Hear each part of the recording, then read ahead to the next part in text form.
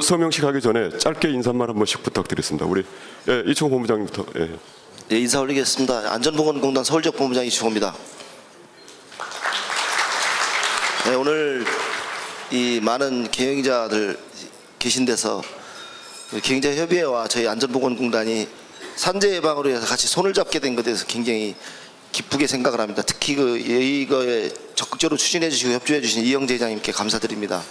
사실 우리나라가 1년에 약 9만 4천여 명이 일터에서 1년에 다치거나 목숨을 잃게 됩니다. 그중에서 2,200여 명이 목숨을 잃는데 서울 지역만 말씀을 드리면 한수 이남에 서울 지역에서만 1년에 8천여 명 정도가 다치거나 목숨을 잃습니다. 이 정도로 지금 심각한데 이런 문제를 저희 안전보건공단만이 해결할 수가 없다라는 인식하에서 이 지벨리 쪽에 경영자협의회가 이런 많은 경영자들이 참여하고 있고 그래서 이분들께서 같이 일을 해주신다면 이걸 굉장히 줄일 수 있는 모티브가 되지 않을까라는 생각에서 협조를 구했고 특별히 우리 회장님께서 협조를 해주셨습니다.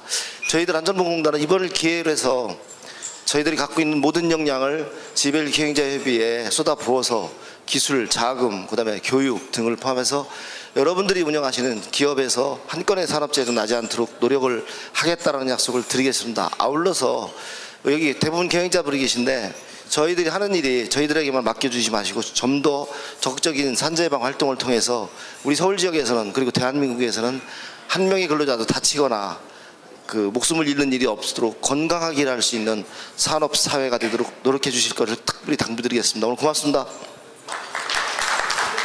네, 다음 이영재 회장님. 자, 반갑습니다. 안전보건공단하고 저희 지벨리는 대부분 다 우리 CEO들이 기업 지벨리에서 무슨 재해가 벌어지겠냐 하는 그런 아니란 생각을 많이 가질 수가 있습니다.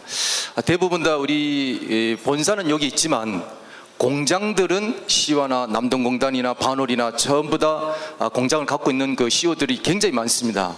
내가 조만한 평수에 사무실 운영하는 경우에는 안전재해에 대해서 무관심할 수도 있지만 그래도 우리가 여기 계신 우리 CEO들이 재해에 대한 이런 인식이 제대로 된다 그러면 그런 안전재해에 대한 제로를 시키는데 많은 도움이 되지 않겠나 싶고 저 역시 얼마 전만 해도 피해를 본 사람 중에 하나입니다. 직원이 잘못하면 회사 CEO가 다 책임을 지게 돼 있거든요.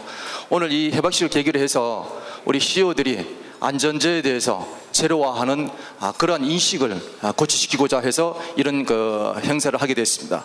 여러분들 많이 참여해 주시고 협조해 주시면 감사하겠습니다. 감사합니다. 네.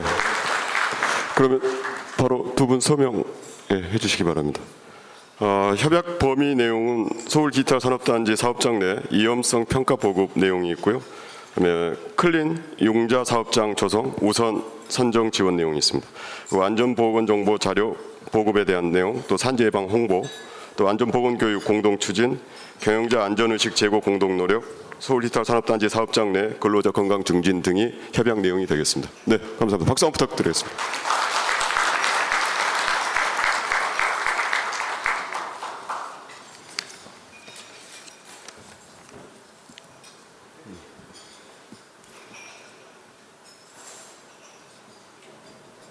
네, 그럼 이상으로 우리 안전한 경영을 위한 업무 협약 체결식을 마치고요. 본 포럼 바로 시작하도록 하겠습니다.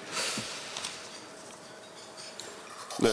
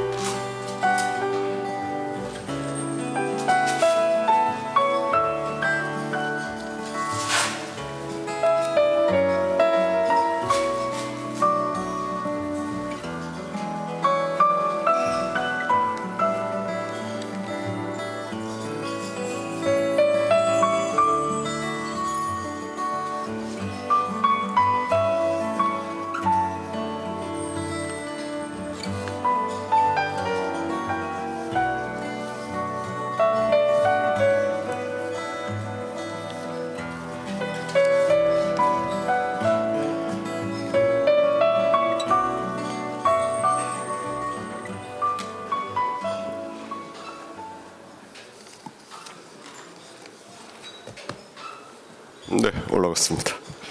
예, 지금부터 제31회 지벨리 CEO 포럼을 시작하도록 하겠습니다. 네, 저는 사회를 맡고 있는 주식회사 아이비리더스의 정광천 대표입니다. 반갑습니다.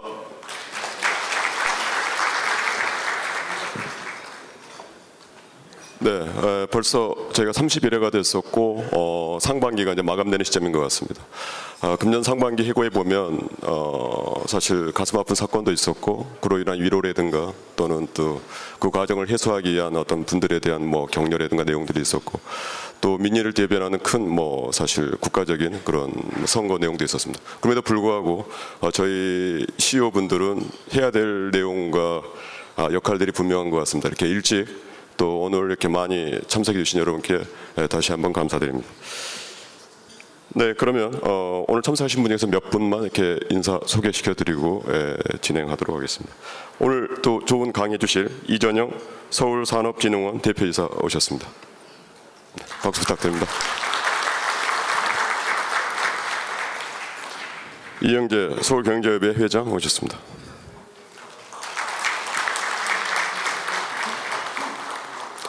이성 구로구청 구청장 오셨습니다. 네, 이번에 다시 재임되셨죠? 네. 일단 잠깐 인사 말씀 좀 청해 듣겠습니다. 이재우 지벨리 산업협회 회장 오셨습니다.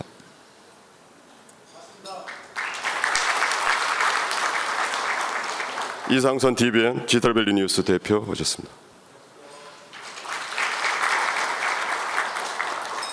이충호 안전보건공단 서울지역본부장, 예, 방금 인사 드렸었죠? 예. 정봉엽 한국폴리텍대 학장 오셨습니다.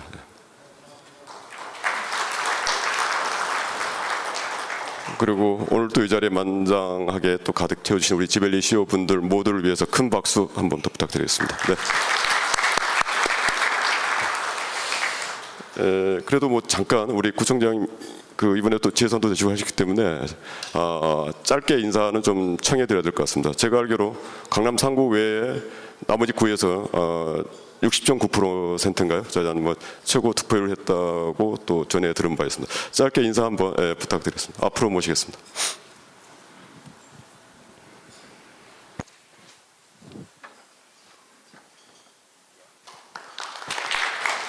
예, 반갑습니다. 그리고 고맙습니다. 여기 CEO 포럼에 못 나왔는데요. 오늘은 인사를 드려야 될 것 같아서 나왔습니다. 정말 고맙습니다. 그리고 이제 4년 동안 다시 또 구로구청을 맡게 됐습니다. 더 열심히 하겠습니다. 또 여기 저희 구로구는 늘 말씀드리지만은 디지털 산업단지가 저희 구로구에 어찌 보면은 심장과 같은 곳이기 때문에 저희가 언제나 제일 많은 관심을 가지고 있습니다. 기업을 지원하는 또 기업하기 좋은 구로구를 만드는데 힘을 쏟겠습니다. 그냥 짧게 한 가지만 말씀드리면요. 제 공약 중에 하나가 들어있는데요. 여기 지벨리하고 실리콘밸리를 자매 결혼하겠다는 공약이 있습니다. 그냥 해놓은 게 아니고요. 이미 그 전에 진행을 하고 있었습니다. 미국의 산호세시하고 저희 구로구하고 자매 결혼을 하기 위해서 지난 2월 달부터 저희가 접촉을 시작해가지고 지금 상당히 많이 진행됐습니다. 그래서 아마 금년 중에 잘하면은 자매 결혼은 될 것 같습니다. 그래서 미국 산호세시하고 저희하고 하려는 거는 그게 목적이 아니고 산호세시 안에 있는 실리콘밸리하고 지벨리를 자매 결혼시키기 위해서 저희가 전 단계로 지금 조치를 하고 있는 건데요. 저희가 잘하면 금년은 아니면 내년 중에 지벨리하고 실리콘밸리가 자매 결혼을 하는 그런 일이 생길 것 같습니다. 그래가지고 정례적인 어떤 그런 포럼이나 교류나 이런 거 좀 하고 싶고 또 가능하다면은 어떤 저희가 할 일은 아니지만은 우리 기업인들끼리 그런 어떤 자매결혼 위원회 같은 걸 만들어 가지고 교류위원회 같은 걸 만들어 가지고 공동 연구라든지 뭐 이런 사업들이 좀 앞으로 진행됐으면 하는 그런 희망이 있습니다. 저희가 먼저 시작하고 있는데요. 잘 결실을 맺어 가지고 저희가 매판 노릇을 잘 하겠습니다. 앞으로 4년 동안 더 열심히 하겠습니다. 잘 부탁드립니다. 고맙습니다. 네, 감사합니다. 앞으로 더 잘 부탁 또 잘 협조해 주시기를 바라면서 다시 한번 격려차 큰 박수 한번 부탁드리겠습니다. 네, 그럼 바로 포럼 강의로 들어가겠습니다. 오늘 강의 주실 우리 이전영 서울산업통상진흥원 대표이사께 양력 잠깐 먼저 소개해 올리겠습니다. 서울대학교 전자공학 학사하셨고요. 카이스트에서 전자계산학 석사하시고 꽁페뉴 꽁과대학교 대학원 박사를 하셨습니다. 그래서 포스텍 기술투자 대표이사, 포스코 상무, 포항공과대학교 기술사업화센터 센터장 하셨고요. 지금 현재 진흥원 대표이사를 하시면서 포스텍 기술경영대학원과정 교수로도 재직하고 계십니다. 내용 보니까 정보통신의 날 근정포장 받으신 게 있고 올해네요. 2014년도에 한국을 빛낸 창조경영인 혁신경영부문 대상도 수상하셨습니다. 우리 이전영 기업인이자 교수님 소개하면서 큰 박수로 환영하겠습니다. 네.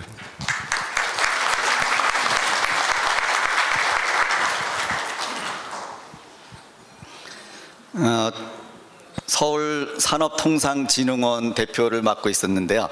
얼마 전에 조례 개정을 통해서 서울산업진흥원으로 바꿨습니다. 그동안 해왔던 벤처 창업, 우리나라에서 제일 큰 벤처 창업 지원 인프라를 운영하고 있었는데요. 또 중소기업들의 해외 진출을 도와주는 그런 일들을 많이 해왔는데, 그런 일들은 물론 계속하지만 이제 확대가 돼갖고 산업진흥을 통해서 기업들의 부가가치를 창출하고 고용 창출을 하는 일을 앞으로 더 중요하게 저희가 하려고 합니다. 그래서 상암 DMC도 저희가 이제 운영을 하게 되고요. 그다음에 G밸리도 더 적극적으로 저희가 참여를 하려고 그러고, 그다음에 하겨울역에 있는 세택 전 시장을 마이스 산업 중심지로 하기 위해서 새로운 개발 전략을 짜고 있고요. 그다음에 홍릉밸리를 또 다시 지식산업단지로 저희가 디자인을 하고 있습니다. 그래서 서울시의 미래 먹거리를 보다 더 경쟁력 있게 만들고 또 고용 창출을 하기 위해서 저희가 이제 산업진흥 쪽을, 그러니까 개별 기업 지원하는 것 플러스 그 집단 지성을 이용한 저희가 산업진흥을 더 목표로 하기 때문에 앞으로 서울시 입장에서도 더 강력한 추진력을 발휘하기 위해서 바로 엊그제 시장님 주재 회의에서 민선 6기 시정 약속하신 거를 추진하기 위해서 조직도 확대하고 예산이라든지 여러 가지 관점에서 지금 확대 전략을 짜고 있습니다. 그래서 앞으로 G밸리하고 저희가 좀 더 긴밀하게 교류해야 되지 않나 하는 생각에서 저는 오늘 이 자리에 나왔습니다. 여기 G밸리에도 저희가 보육센터를 운영하고 있는데요. 일반적인 기업들을 보육한다는 차원이 아니라 저희가 창업 대계라 그래갖고 7단계 레이어의 그 창업 보육 시스템을 지금 만들어가고 있습니다. 그래서 단순히 인프라 서비스와 그 지원이 아니고 그 투자 연계형 보육이라 그래갖고 벤처 캐피탈이 투자하는 회사들의 몇 가지 그 성격이 있습니다. 그래서 벤처 캐피탈이 투자하는 회사의 마이너스 5년 때 무슨 일을 해야 되는가를 바탕으로 저희가 보육을 하고, 일종의 커리큘럼이 있는 거죠. 그냥 지원이 아니라 단계별 어떻게 보육을 하면은 궁극적으로 벤처 캐피탈들이 투자를 하는가 하는 거를 연계해 갖고 저희들이 보육하고 있고요. 또 주제가 있어야 되겠다 그래 갖고 저희가 이제 IoT, 인터넷 오브 에브리띵이 앞으로 지금 인터넷 시장보다 뭐 10배, 100배 더 커지니까요. 그리고 이것은 융합이기 때문에 IoT 기술하고 에너지라든지 뭐 환경이라든지 뭐 여러 분야의 기술이 융합돼 갖고 새로운 부가가치를 창출하기 때문에 그런 부분에서 좀 특화된 보육 서비스를 하자, 또 지역 서비스를 하자 그래 갖고 저희가 IoT 플랫폼을 대대적으로 구축을 합니다. 그래서 플랫폼 테크놀로지뿐만 아니라 마켓 리서치한 보고서들도 저희들이 비싸기 때문에 그걸 저희가 사서 공유를 하고 포럼도 하고, 또 새로운 시장 창출을 위해서 서울시가 풀링 시스템을 좀 하고자 합니다. 왜냐하면 구매력이 크기 때문에 단순히 기술 진흥이 아니라 저희들이 어떤 프로젝트를 잘 설계를 해서 서울시가 우선 구매를 해주는, 그래서 디팩토 스탠다드로 저희가 수요를 창출을 하고 그거를 레퍼런스로 다른 도시나 또는 외국에 진출할 수 있도록 도와주는 그런 전략을 지금 짜고 있습니다. 그래서 그런 것들을 통해서 앞으로 G밸리와 서울산업진흥원이 공동으로 그 앞으로 미래 모습을 만들어 나가는 그런 것들을 지금 일부 추진을 하고 있고, 지금 앞으로도 더 커다란 그 설계를 통해서 여러분께 발표도 드리고 공유도 하고 또 같이 발전해 나가자 하는 그런 취지에서 말씀을 드렸습니다. 오늘 말씀드리고자 하는 것은 중소기업이 알아야 될 비즈니스 모델에 대한 얘기입니다. 아까 경력에서도 잠깐 있었지만 저는 벤처캐피탈 사장을 한 15년 했습니다. 포항공대에 있을 때는 연구처장 또 기술사업화 센터장, 창업보육센터장 하면서 이 기술의 사업화 쪽에 제가 좀 관여를 많이 했고요. 포항공대 설계할 때 그 부분이 반 이상이었기 때문에요. 그다음에 이제 테크노파크, 벤처캐피탈 이러고 하면서 사실은 이 기업의 기술 개발부터 창업과 IPO 가는 것까지 풀 스펙트럼을 제가 이제 다 봤습니다. 그래서 굉장히 많은 기업, 15년 동안 정말 수백 개 기업을 봤고 한 300여 개 기업을 제가 투자했기 때문에 그런 과정에서 사실은 여러분께 좀 해주고 싶은 말씀 중에 하나가 이 데이터, 그러니까 비즈니스 모델의 경쟁력에 관련된 얘기입니다. 왜냐하면 많은 경우에 열심히 일하고 내가 만든 제품을 잘 만들면 잘 팔릴 것이다 하는 아주 심플한 비즈니스 모델로 하시는 분이 굉장히 많으세요. 근데 사실은 비즈니스 모델이 어떻게 설계되느냐에 따라서 그 기업이 어디까지 커질 수 있는가, 또는 얼마나 경쟁력 있게 지속성을 가지고 할 수 있는가, 그 다음에 돈을 얼마나 많이 벌 수 있는가, 뭐 이런 얘기입니다. 그래서 비즈니스 모델이 왜 중요하냐 그러면은 가령 어떤 기업이 기술을 개발을 했다가 뭐 여러 가지 시장 상황이 변해갖고 그 기술이 경쟁력이 없으면 다시 또 기술을 개발하면 됩니다. 근데 이 비즈니스 모델이 실패하게 되면은 필패죠. 회사가 없어집니다. 그래서 그만큼 중요하고요.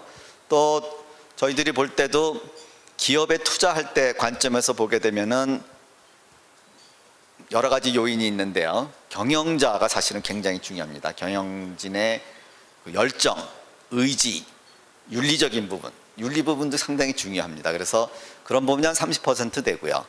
그 다음에 기술 경쟁력, 제품 경쟁력 이런 것들이 또 한 30% 되고, 더 중요한 40%는 사실은 비즈니스 모델의 경쟁력입니다. 근데 대부분 비즈니스 모델에 대해서는 생각을 그렇게 많이 안 하시고 계세요. 그래서 그런 부분을 오늘 좀 말씀을 드리려고 그러고요. 그것이 또 작은 기업뿐만 아니라 큰 기업에서도 새로운 사업을 시작할 때 그 비즈니스 모델 설계가 사실은 최우선입니다.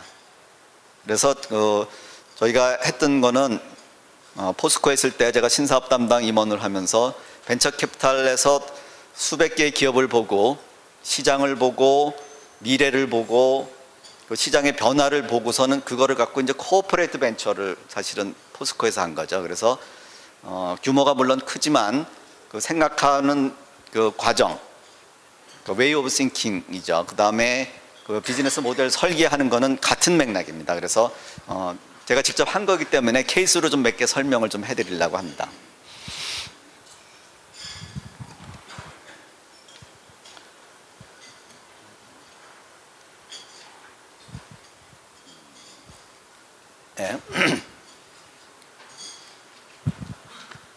네, 뭐 잘 아시겠지만 지식산업 시대라고 얘기를 하죠. 그래서 뭐 자동차, 철강 같이 톤당 비즈니스를 하는 시대에서 뭐 이제 IT, 뭐 반도체 이런 게 나오면서 이게 더 가서 지금 그램당 4천만 불짜리 비즈니스가 있습니다. 이거 제가 디자인한 거기 때문에 금값보다 훨씬 비쌉니다. 그러니까 이런 것들이 어떻게 디자인 되는가?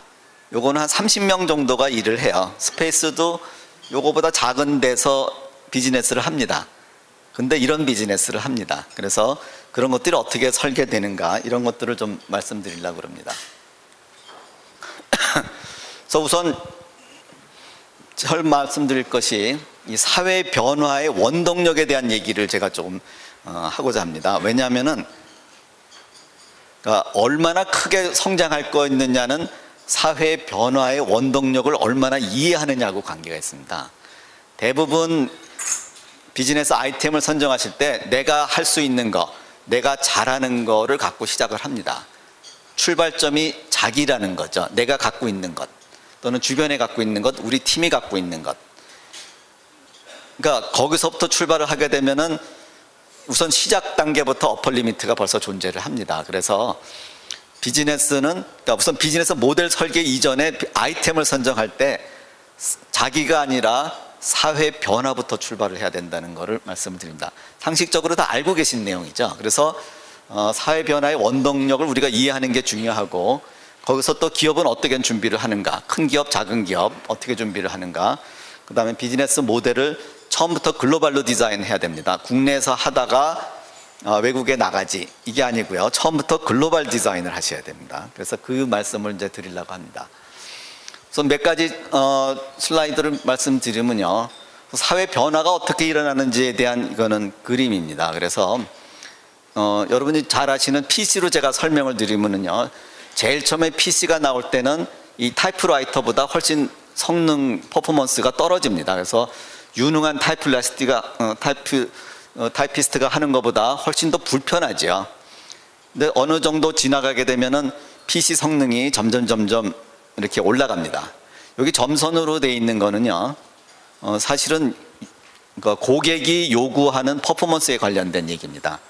고객들은 이런 각도로 성능 개선을 요구하는데 사실은 이 제품의 성능 개선은 훨씬 더 빨리 일어납니다. 그래서 이런 것들을 Sustaining Innovation, 존속성 혁신이라고 합니다. 그래서 매년 CPU 성능, 메모리 스페이스가 얼마가 올라가고 그런 것들을 계속하면서 요새 디스플레이 봐도 맨날 기술이 이렇게 발전했다 이런 식으로 마케팅을 하죠. 근데 어느 순간 이렇게 보게 되면은 이 고객이 요구한 처음에는 고객이 요구하는 수준에 상당히 못 미치지만 어느 순간 되면은 이 과하게 성능을 우리가 비싼 돈을 주고 사서 한 10%밖에 안 쓰는 거죠. 지금 여러분의 PC를 과연 몇 % 쓰실까요? 그러니까 그래픽을 하고 통계 처리를 한다 그러면 모르지만 워드 프로세서하고 파워포인트 인터넷 액세스 한다 그러면 사실 5% 쓰기도 어려운 거 아닌가 생각이 듭니다. 문제는 어딨냐면은 디스럽티브 이노베이션이 나옵니다. 그래서 와해성 혁신이라 그래갖고 새로운 기술이 이렇게 나오는 거죠. 그러니까 이건 여러분이 잘 아시다시피 가령 애널로그 시대에 필름 비즈니스 하는 코닥이 디지털 카메라 나왔을 때 결국 이런 것 때문에 회사가 그 유명하고 세계적 브랜드를 가지고 마켓 쉐어를 갖고 있는 회사가 망하죠. 디지털 카메라를 처음 만들었음에도 불구하고 몰라서가 아니죠. 만들었지만 필름 사업부 부사장이 매출 줄어들으니까 천천히 하다가 결국은 회사가 없어지는 거죠. 그래서 그런 것들을 디스럽티브 이노베이션이라고 합니다. 그래서 이것이 사회 변화의 원리를 많이 설명을 하고 있기 때문에 가령 이런 거죠. 소니가 디지털 TV에서는 절대 강자이기 때문에 삼성이 아무리 쫓아가도 못 이기죠. 그러니까 우리는 디지털 시대로 간다. 디지털 TV로 간다. 하니까 이런 변화의 시대에 여기서부터 시작하기 때문에 결국 소니의 TV를 이길 수가 있는 거죠. 그래서 이런 사회 변화, 큰 것도 되지만 한 분야, IT 같은 한 분야 또는 거기서도 더 작은 한 기술 분야에 있어서도 이 서스테이닝 이노베이션과 디스트럽티브 이노베이션의 이 미케니즘의 차이에 우리는 어디에 있는가, 내 사업을 위협하는 디스럽티브 이노베이션에 관련된 테크놀로지는 무엇인가, 그 시점이 어딘가, 이것에 대한 굉장히 예민한 동물적 감각을 가지고 계셔야 됩니다. 벤처 캐피탈에서 주로 보는 것이 이겁니다. 여기서 왜냐하면 열심히 하시는 분이 많으세요. 열심히 성능 개선하고 코스트 개선하고 굉장히 열심히 하세요. 경쟁력도 있으시고 돈도 많이 버셨어요. 근데 어느 날 2, 3년 내에 싹 없어집니다. 왜냐면은 열심히 하시는 거하고 올바르게 하시는 거하고는 다르거든요. 근데 올바르다는 얘기가 뭐냐 하면은 이런 변화에 객관적 시각을 가지는 게 중요합니다. 몰라서가 아니거든요. 몰랐기 때문에 망하는 건지 아는데 그 변화의 스피드를 이해 못했기 때문에 하는 경우도 많이 있습니다. 그래서 요거를 이해하시고요. 같은 맥락에서 그림을 보면은 이렇게 변하다가 아까 말한 디스럽티브한 관점에서 보게 되면 레볼루셔너리한 어프로치가 생기죠. 그래서 이렇게 발전을 하고 이렇게 발전을 합니다. 가령 IBM 메인프레임이 여기서 있을 때 PC가 나오니까 빌 게이츠는 대학 4년 졸업하고 창업을 한다 그러면 이미 늦었다고 보는 거죠. 그래서 대학 졸업하기 전에 창업을 하는 거죠. 여러분 요새 생각하기에 이제 대학 4년이라는 개념은 굉장히 지나간 개념입니다. 요새 그 미래학자들하고 얘기하는 거 보면은 마이크로 칼리지라 그래갖고 3개월입니다. 3개월. 그러니까 대학을 4년 졸업하고 취업을 한다. 이미 세상 변화의 스피드에 한참 뒤진다는 얘기죠. 그래서 석 달 배우고 일하고, 일하다 필요하면 또 석 달 배우고, 그래서 그것이 학점이 다 모여지면 학사, 석사 자격증을 갖는 그런 시대로 이제 바뀌어야 되거든요. 그러니까 스피드가 그렇게 빠르기 때문에 그렇습니다. 그래서 이런 변화가 일어납니다. 그래서 PC가 있었고, 인터넷이 있었고, 모바일이 있었고, 그 다음에 컨텐츠일 수도 있고, 뭐 IoT일 수도 있고, IoT가 결국은 뭐 지금 인터넷, PC 합친 것보다 몇 배 더 크다고 하는 거죠. 새로운 기회가 지금 시작을 하고 있습니다. 여러분 앞에 굉장히 좋은 기회가, 지금까지보다 훨씬 더 좋은 기회가 기다리고 있습니다. 이 슬라이드에서 제가 말씀드리고자 하는 거는 가령 이런 거죠. 대항해 시대, 식민지 시대의 범선이 전 세계 물류 네트워크를 장악을 하고 있습니다. 근데 이제 1900년대 초에 증기선이 나오죠. 그래서 이제 타이타닉도 나오고 그러는 건데 이것이 처음에 나올 때는 릴라이블 하지도 않고 코스트 이펙티브 하지도 않고 뭐 여러 가지 문제가 많습니다. 그렇지만 궁극적으로 세상이 이렇게 바뀌는 거죠. 근데 문제는 전 세계 네트워크를 가지고 있는, 그러니까 배송 관련해 갖고 물품을 모으고 운반하고 다시 디스트리뷰션한 네트워크를 다 갖고 있는 회사들이 그 당시 운송 수단이 범선이었는데, 이렇게 넘어가서 증기선이 나왔을 때요, 역사상 어떤 회사도 증기선을 이용한 물류 네트워크 서비스로 성공하게 넘어간 회사가 역사상 하나도 없습니다. 운송 체계만 바꾸면 되는데요, 그것이 여러 가지 내부 사정, 뭐 여러 가지 사정 때문에 하나도 이렇게 넘어간 기업이 없습니다. 마찬가지로 비행기 시대로 바뀌어갖고 이제 항공 화물 시대로 넘어갔을 때도 기존의 네트워크 다 갖고 있는 데가 성공적으로 넘어간 적이 한 군데도 없습니다. 근데 앞으로 비행기가 될 거라를 몰라서가 아니거든요. 바꾸는 것이 그렇게 어렵습니다. 대학 교수도 요새는 7년마다 자기 전공을 바꾼다고 그러죠. 기업에서는 그거보다 더 짧은 거 아니겠습니까? 그리고 앞으로 이제 삶도 90세까지 되게 산다고 그러면은 한 3종류 내지는 4종류의 잡을 가져야지 된다고 그러죠. 비즈니스는 더 빠르지 않을까 저는 생각을 합니다. 그래서 제일 중요한 거는 미래 트렌드에 내 포지셔닝을 어떻게 할 것이냐가 중요합니다. 내가는 어떤 비즈니스에 어떤 아이템을 어떻게 할까를 해야지 내가 어디까지 갈 수 있는지가 결정이 됩니다.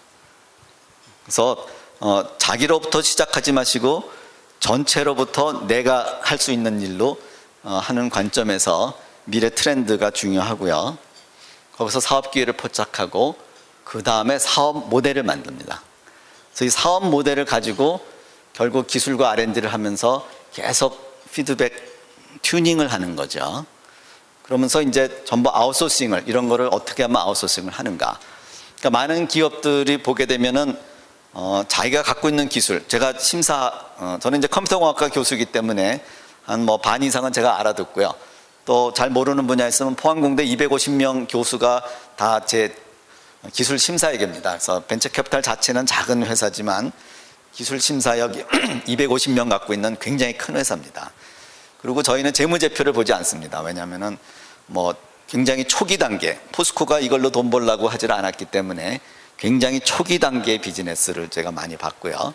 따라서 재무제표는 뭐 보나 마나입니다. 되게 설립 내지는 설립 3년 이내 거기 때문에 기술 경쟁력과 비즈니스 모델만 봅니다. 그래서 많은 경우에 긴장하고 오고 야단 맞고 가기도 하고, 또 포항공대 교수님이 내 기술이 더 좋으니까 이거 가져가라고. 그래서 제가 말씀드리고 싶은 거는 외국에서는 실리콘밸리는 뭐 구청장님 자매기론도 하시겠지만 가면 볼 거는 하나도 없습니다. 거기 안에 있는 그 미케니즘에 관련된 얘기인데요.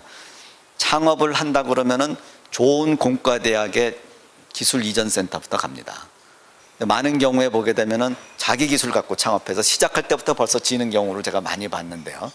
대학과 연구소, 대학을 잘 활용하시는 것이 굉장히 중요합니다. 대학에 여러분들이 요새는 대학의 수준이 상당히 올라갔고 정부에서도 상당히 큰 R&D 비용을 댔기 때문에 좋은 기술이 많이 사장되고 있습니다.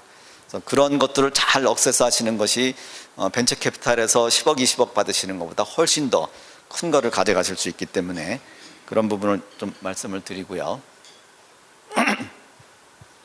이 가치 이동에 대한 얘기입니다. 가치 이동.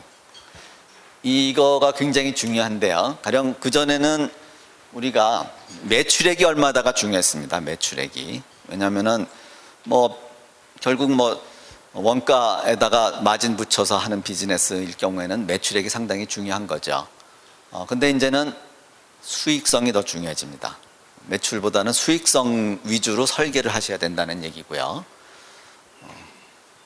그러니까 애플은 30% 이렇게 정해놓고 시작을 합니다. 영업이익률이 30%예요. 거기에 맞춰갖고 그 서플라이어들하고 그 계약하거나 여러 가지 SCM과 할 때 30%입니다. 그러니까 수익을 먼저 정해놓고 하는 거예요. 관점이 바뀝니다. 그 다음에 시장 점유율 중요하죠. 시장 점유율이 아니라 시장 가치 점유율입니다. 벤처 하시는 분들은 잘 아시겠지만 이 회사의 가치가 얼마인 것인가를 극대화하기 위한 설계를 하셔야 된다는 얘기죠. CEO 관점에서 회사의 목표를 어디다 두느냐에 좀 다를 수는 있지만 시장 가치 점유율에 대한 얘기입니다. 그 다음에 제품력이 중요했죠. 그동안 광고도 많이 하시고 고객의 힘입니다. 고객의 힘. 그러니까 그러니까 가령 아이폰 제품도 물론 좋지만 그 제품이 다른 것보다 좋아서가 아니라 나는 어쩐 일이 있어도 아이폰 쓴다, 애플 제품 쓴다 이런 얘기죠. 그러니까 애플 제품이 나오면은 밤새고 기다렸다가 줄 서서 사는 거죠. 그거 하루 이틀 있다가 산다고 뭐가 제품이 다른 것도 아닌데, 그렇죠? 고객의 힘입니다. 여러분 제품의 고객이 어느 정도의 파워를 갖고 있느냐. 그러니까 충성도, 그 다음에 그들이 일종의 마케터가 되는 거죠. 마케팅을 해주는 거죠. 그것을 설계하셔야 됩니다. 고객의 힘을 설계하셔야 됩니다. 그 다음에 기술, 중요하죠. 왼쪽 거를 무시하라는 얘기가 아니라 지금까지 잘해 오셨고 중요한 건데 그것만 가지고는 안 된다는 거죠. 비즈니스 모델의 경쟁력입니다. 가령 이런 거죠. 여러분 잘 아시는 맥도날드의 비즈니스 모델은 뭘까요? 맥도날드는 어디서 돈을 벌까요? 맥도날드는 어디서 돈을 벌까요? 부동산 팔아서 돈 버는 거죠. 그러니까 햄버거에서는 돈을 안 법니다. 돈을 안 벌고 콜라에서 조금 돈을 벌고 맥도날드 매장을 이렇게 단지 개발을 해서 앞으로 성장성이 좋은 것, 단지 개발되면 제일 처음 들어가는 것이 맥도날드죠. 그래서 막 단지 개발될 때 팔고 어느 정도 성숙되면 철수합니다. 그러니까 맥도날드의 비즈니스 모델은 부동산입니다. 부동산 기획 경쟁력이죠. 곧 이케아가 들어오죠. 이케아의 비즈니스는 굉장히 좀 독특합니다. 불편함을 팝니다. 불편함. 그러니까 무슨 얘기냐면은 가구를 다 이렇게 조립하는 부품만 팔지 않습니까? 납작하게 해갖고. 그래서 집에 가서 다 조립을 해야죠. 근데 조립을 굉장히 쉽게 할 수 있도록 디자인이 아주 잘 돼 있는 거죠. 불편하죠. 사다 놓으면 되는데 한참 매뉴얼도 보고 조립을 해야 되니까 불편하지만 결국 왜 이케아를 사느냐?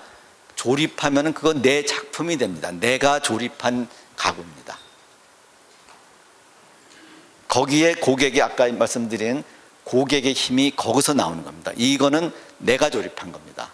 그리고 조립을 하니까 앞에 있는 것만 바꿀 수가 있어요. 가령 주방에 접시 같은 거 이렇게 올려놓는 데 있지 않습니까? 그러면 전체는 똑같은데 앞에 문 여는 것만 8종류가 있습니다.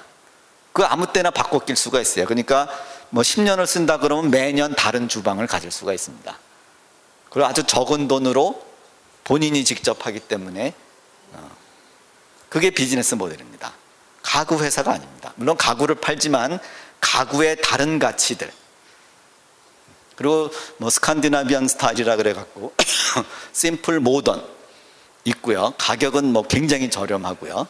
그리고 스페이스도 굉장히 적습니다. 그리고 조립하는 인건비가 하나도 안 들기 때문에, 그리고 가서 사라고 상품 설명도 안 해줍니다. 자기가 골라서 주문만 하면은 밑에 포장이 돼서 나와서 집에 가서 조립하는 거죠. 그게 비즈니스 모델입니다. 그러니까 뭐 세계 3위 부자가 되고 그러는 거죠. 그러니까 가구업 그러면 디자인을 잘해서 크게 만들어서 이삿짐 센터 하듯이 큰 트럭에 싣고 가서 설치해 준다. 이게 아니거든요. 그런 것들이 결국 비즈니스 모델에 관련된 얘기입니다. 또 하나 중요한 거는 수익 모델에 대한 얘기입니다. 돈을 어디서 버는가의 문제예요. 그러니까 수익 모델이 지금 뭐 그림 하나로 갖고 왔지만 사실은 이게 한 20종류가 있습니다. 제가 제가 수업 시간에는 그걸 다 설명을 해주는데 오늘 그냥 하나만 갖고 왔는데요. 이건 여러분이 잘 아시는 인텔의 얘기입니다. 인텔이 반도체를 많이 만들었는데 메모리죠. 한참 메모리 만들어서 돈을 많이 버는데 일본 회사들이 메모리를 만들어서 미국 시장에 막 들어오기 시작합니다. 그러면 인텔 CEO 입장에서 보게 되면 3년 지나면 경쟁력이 없어지고 5년 지나면 망하는 거죠. 그래서 어느 날 결심을 합니다. 메모리 사업을 지금 아직 경쟁력 있고 가치가 있을 때 접는다. 팝니다. 다 팔고 그 돈을 가지고 이캐드 설비에다가 다 투자를 합니다. 그래서 결국은 마이크로 프로세서를 만들면서 경쟁업체 AMD보다 6개월, 9개월, 1년 전에 제품이 나올 수 있도록 모든 그 기업의 인프라를 싹 다 바꿉니다. 결국 인텔의 가장 중요한 비즈니스 모델은 시간입니다. 시간. 모든 경영이 시간에 맞춰져 있습니다. 그러니까 이거 결론적으로 보면은 뭐 그렇게 해야지 그러지만 쉬운 거 아닙니다. 포스코 보고 철강 사업을 접으세요. 제가 실제로 포스코 회장님한테 철강 사업 접으시죠. 뭐 접는다는 게 뭐 완전히 뭐 제로 한다는 건 아니지만 이제는 안 되는 겁니다. 왜냐하면 공급 과잉. 지금 포스코 같은 회사가 중국에는 1년에 하나씩 생기고 있어요. 이길 수가 없는 거죠. 가장 최신의. 옛날에는 우리가 최신이었으니까요. 여러분이 지금 현재 하고 있는 일을 5년 후를 내다봐서 지금 접는다. 이거 쉬운 거는 아니죠. 그럼 다른 대안을 또 더 잘 만들 수 있느냐. 쉬운 거는 아니지만 안 하시면 결국은 같이 침몰을 합니다. 그래서 이것이 하나의 시사하는 바는 사실은 경영자, CEO 입장에서는 사실 객관적 시각이라는 거는 내 회사의 어떤 내부의 문제가 아니라 think out of the box라고 그러죠. 한 발, 두 발 멀리서 내가 아까 같은 변화의 시대에 디스럽티브 테크놀로지가 나온다든지 시장이 변화할 때 내가 어떤 방향의 선택을 해야 될 것인가에 대한 사고를 많이 하시기 때문에 이러한 수익 모델에 대한 얘기를 많이 하셔야 됩니다. 그래서 돈을 어디서 버는가? 벤처 캐피탈은 사실 돈을 어디서 버는가를 합니다. 나 열심히 하고 있어요.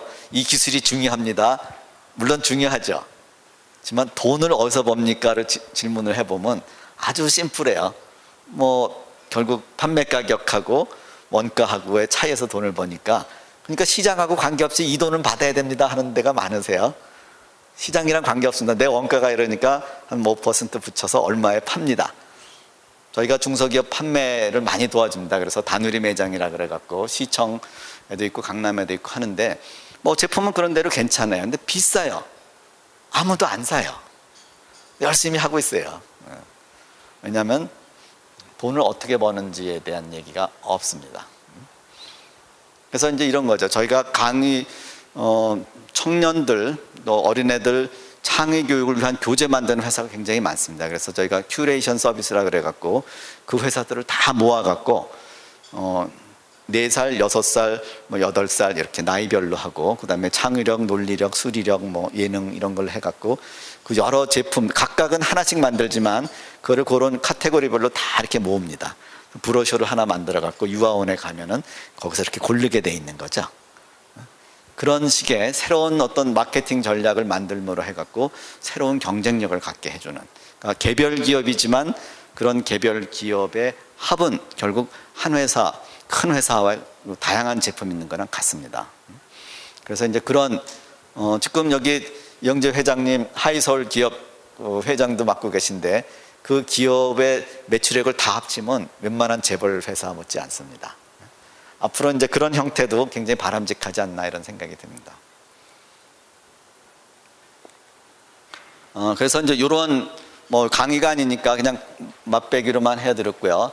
포스코에서도 저 어느 날 이제 회장님 불러셔갖고 가니까 포스코의 미래 신사업, 왜냐하면 철강 사업만 하다 보니까 경기 사이클의 이 업앤다운을 그대로 따르기 때문에 비철강 신사업을 좀 디자인해달라 그래서 제가 새로운 생각을 좀 많이 했습니다. 그래서 비즈니스 모델 설계를 했기 때문에 그 케이스를 몇 개 설명드리고자 합니다. 우선 뭐 이 정의에 대한 얘기입니다. 가령 지금까지 포스코 보게 되면은요, 철강 회사입니다 그러죠. 다들 철강 회사로 알고 계시죠. 포스코에 계신 분들도 다 철강 회사라고 생각합니다. 그러니까 결국 철강만 보게 됩니다. 근데 포스코는 철강 회사가 아니고 금속 회사다. 이렇게 정의를 하면 계속 보입니다. 소재 회사다, 시스템 회사다, 센서 회사다. 이렇게 하면은 굉장히 새로운 기회가 생기거든요. 그러니까 가르쳐주면 그거 뭐 당연하지. 그렇지만 이 금속으로 넘어가는데 쉽지가 않습니다. 왜냐하면 금속, 철강 외에 아시는 분이 한 분도 안 계시거든요. 그리고 하시려고 하시지도 않아요. 왜냐하면 괜히 다른 거 했다가 임원이 못 됩니다. 그리고 쉽게 잘립니다. 왜냐하면 주류에서 벗어나거든요. 그죠? 그러니까 아셔도 안다고 얘기를 안 합니다. 그래서 다각화가 안 되는 거죠. 몰라서가 아닙니다. 변화를 몰라서가 아니고요. 다른 요인들이 있습니다. 말하지 않는 다른 요인들이 있어요. 여러분 무슨 말씀이시지 않을 거예요. 다 알고 있는데 아무도 얘기 안 하는 거 있습니다. 기업에서도 마찬가지죠. 5년 있다가 망한다는 거 다 압니다. 근데 아무도 얘기 안 해요. 왜냐하면 내 문제가 아니거든요. 그죠? 괜히 그랬다가 뭐 새로운 거 해 그러면 골치 아프고 리스크는 많고 보상은 없고 뭐 여러 가지가 있는 거죠. 또 두 가지 키워드죠. 앞으로 거치형에서 휴대형으로 간다. 그 다음에 자동차 같은 경우에 경량화가 된다. 이 두 개만 가지고도 사실은 새로운 시장이 엄청나게 큰 시장이 옵니다. 그래서 저희가 마그네슘이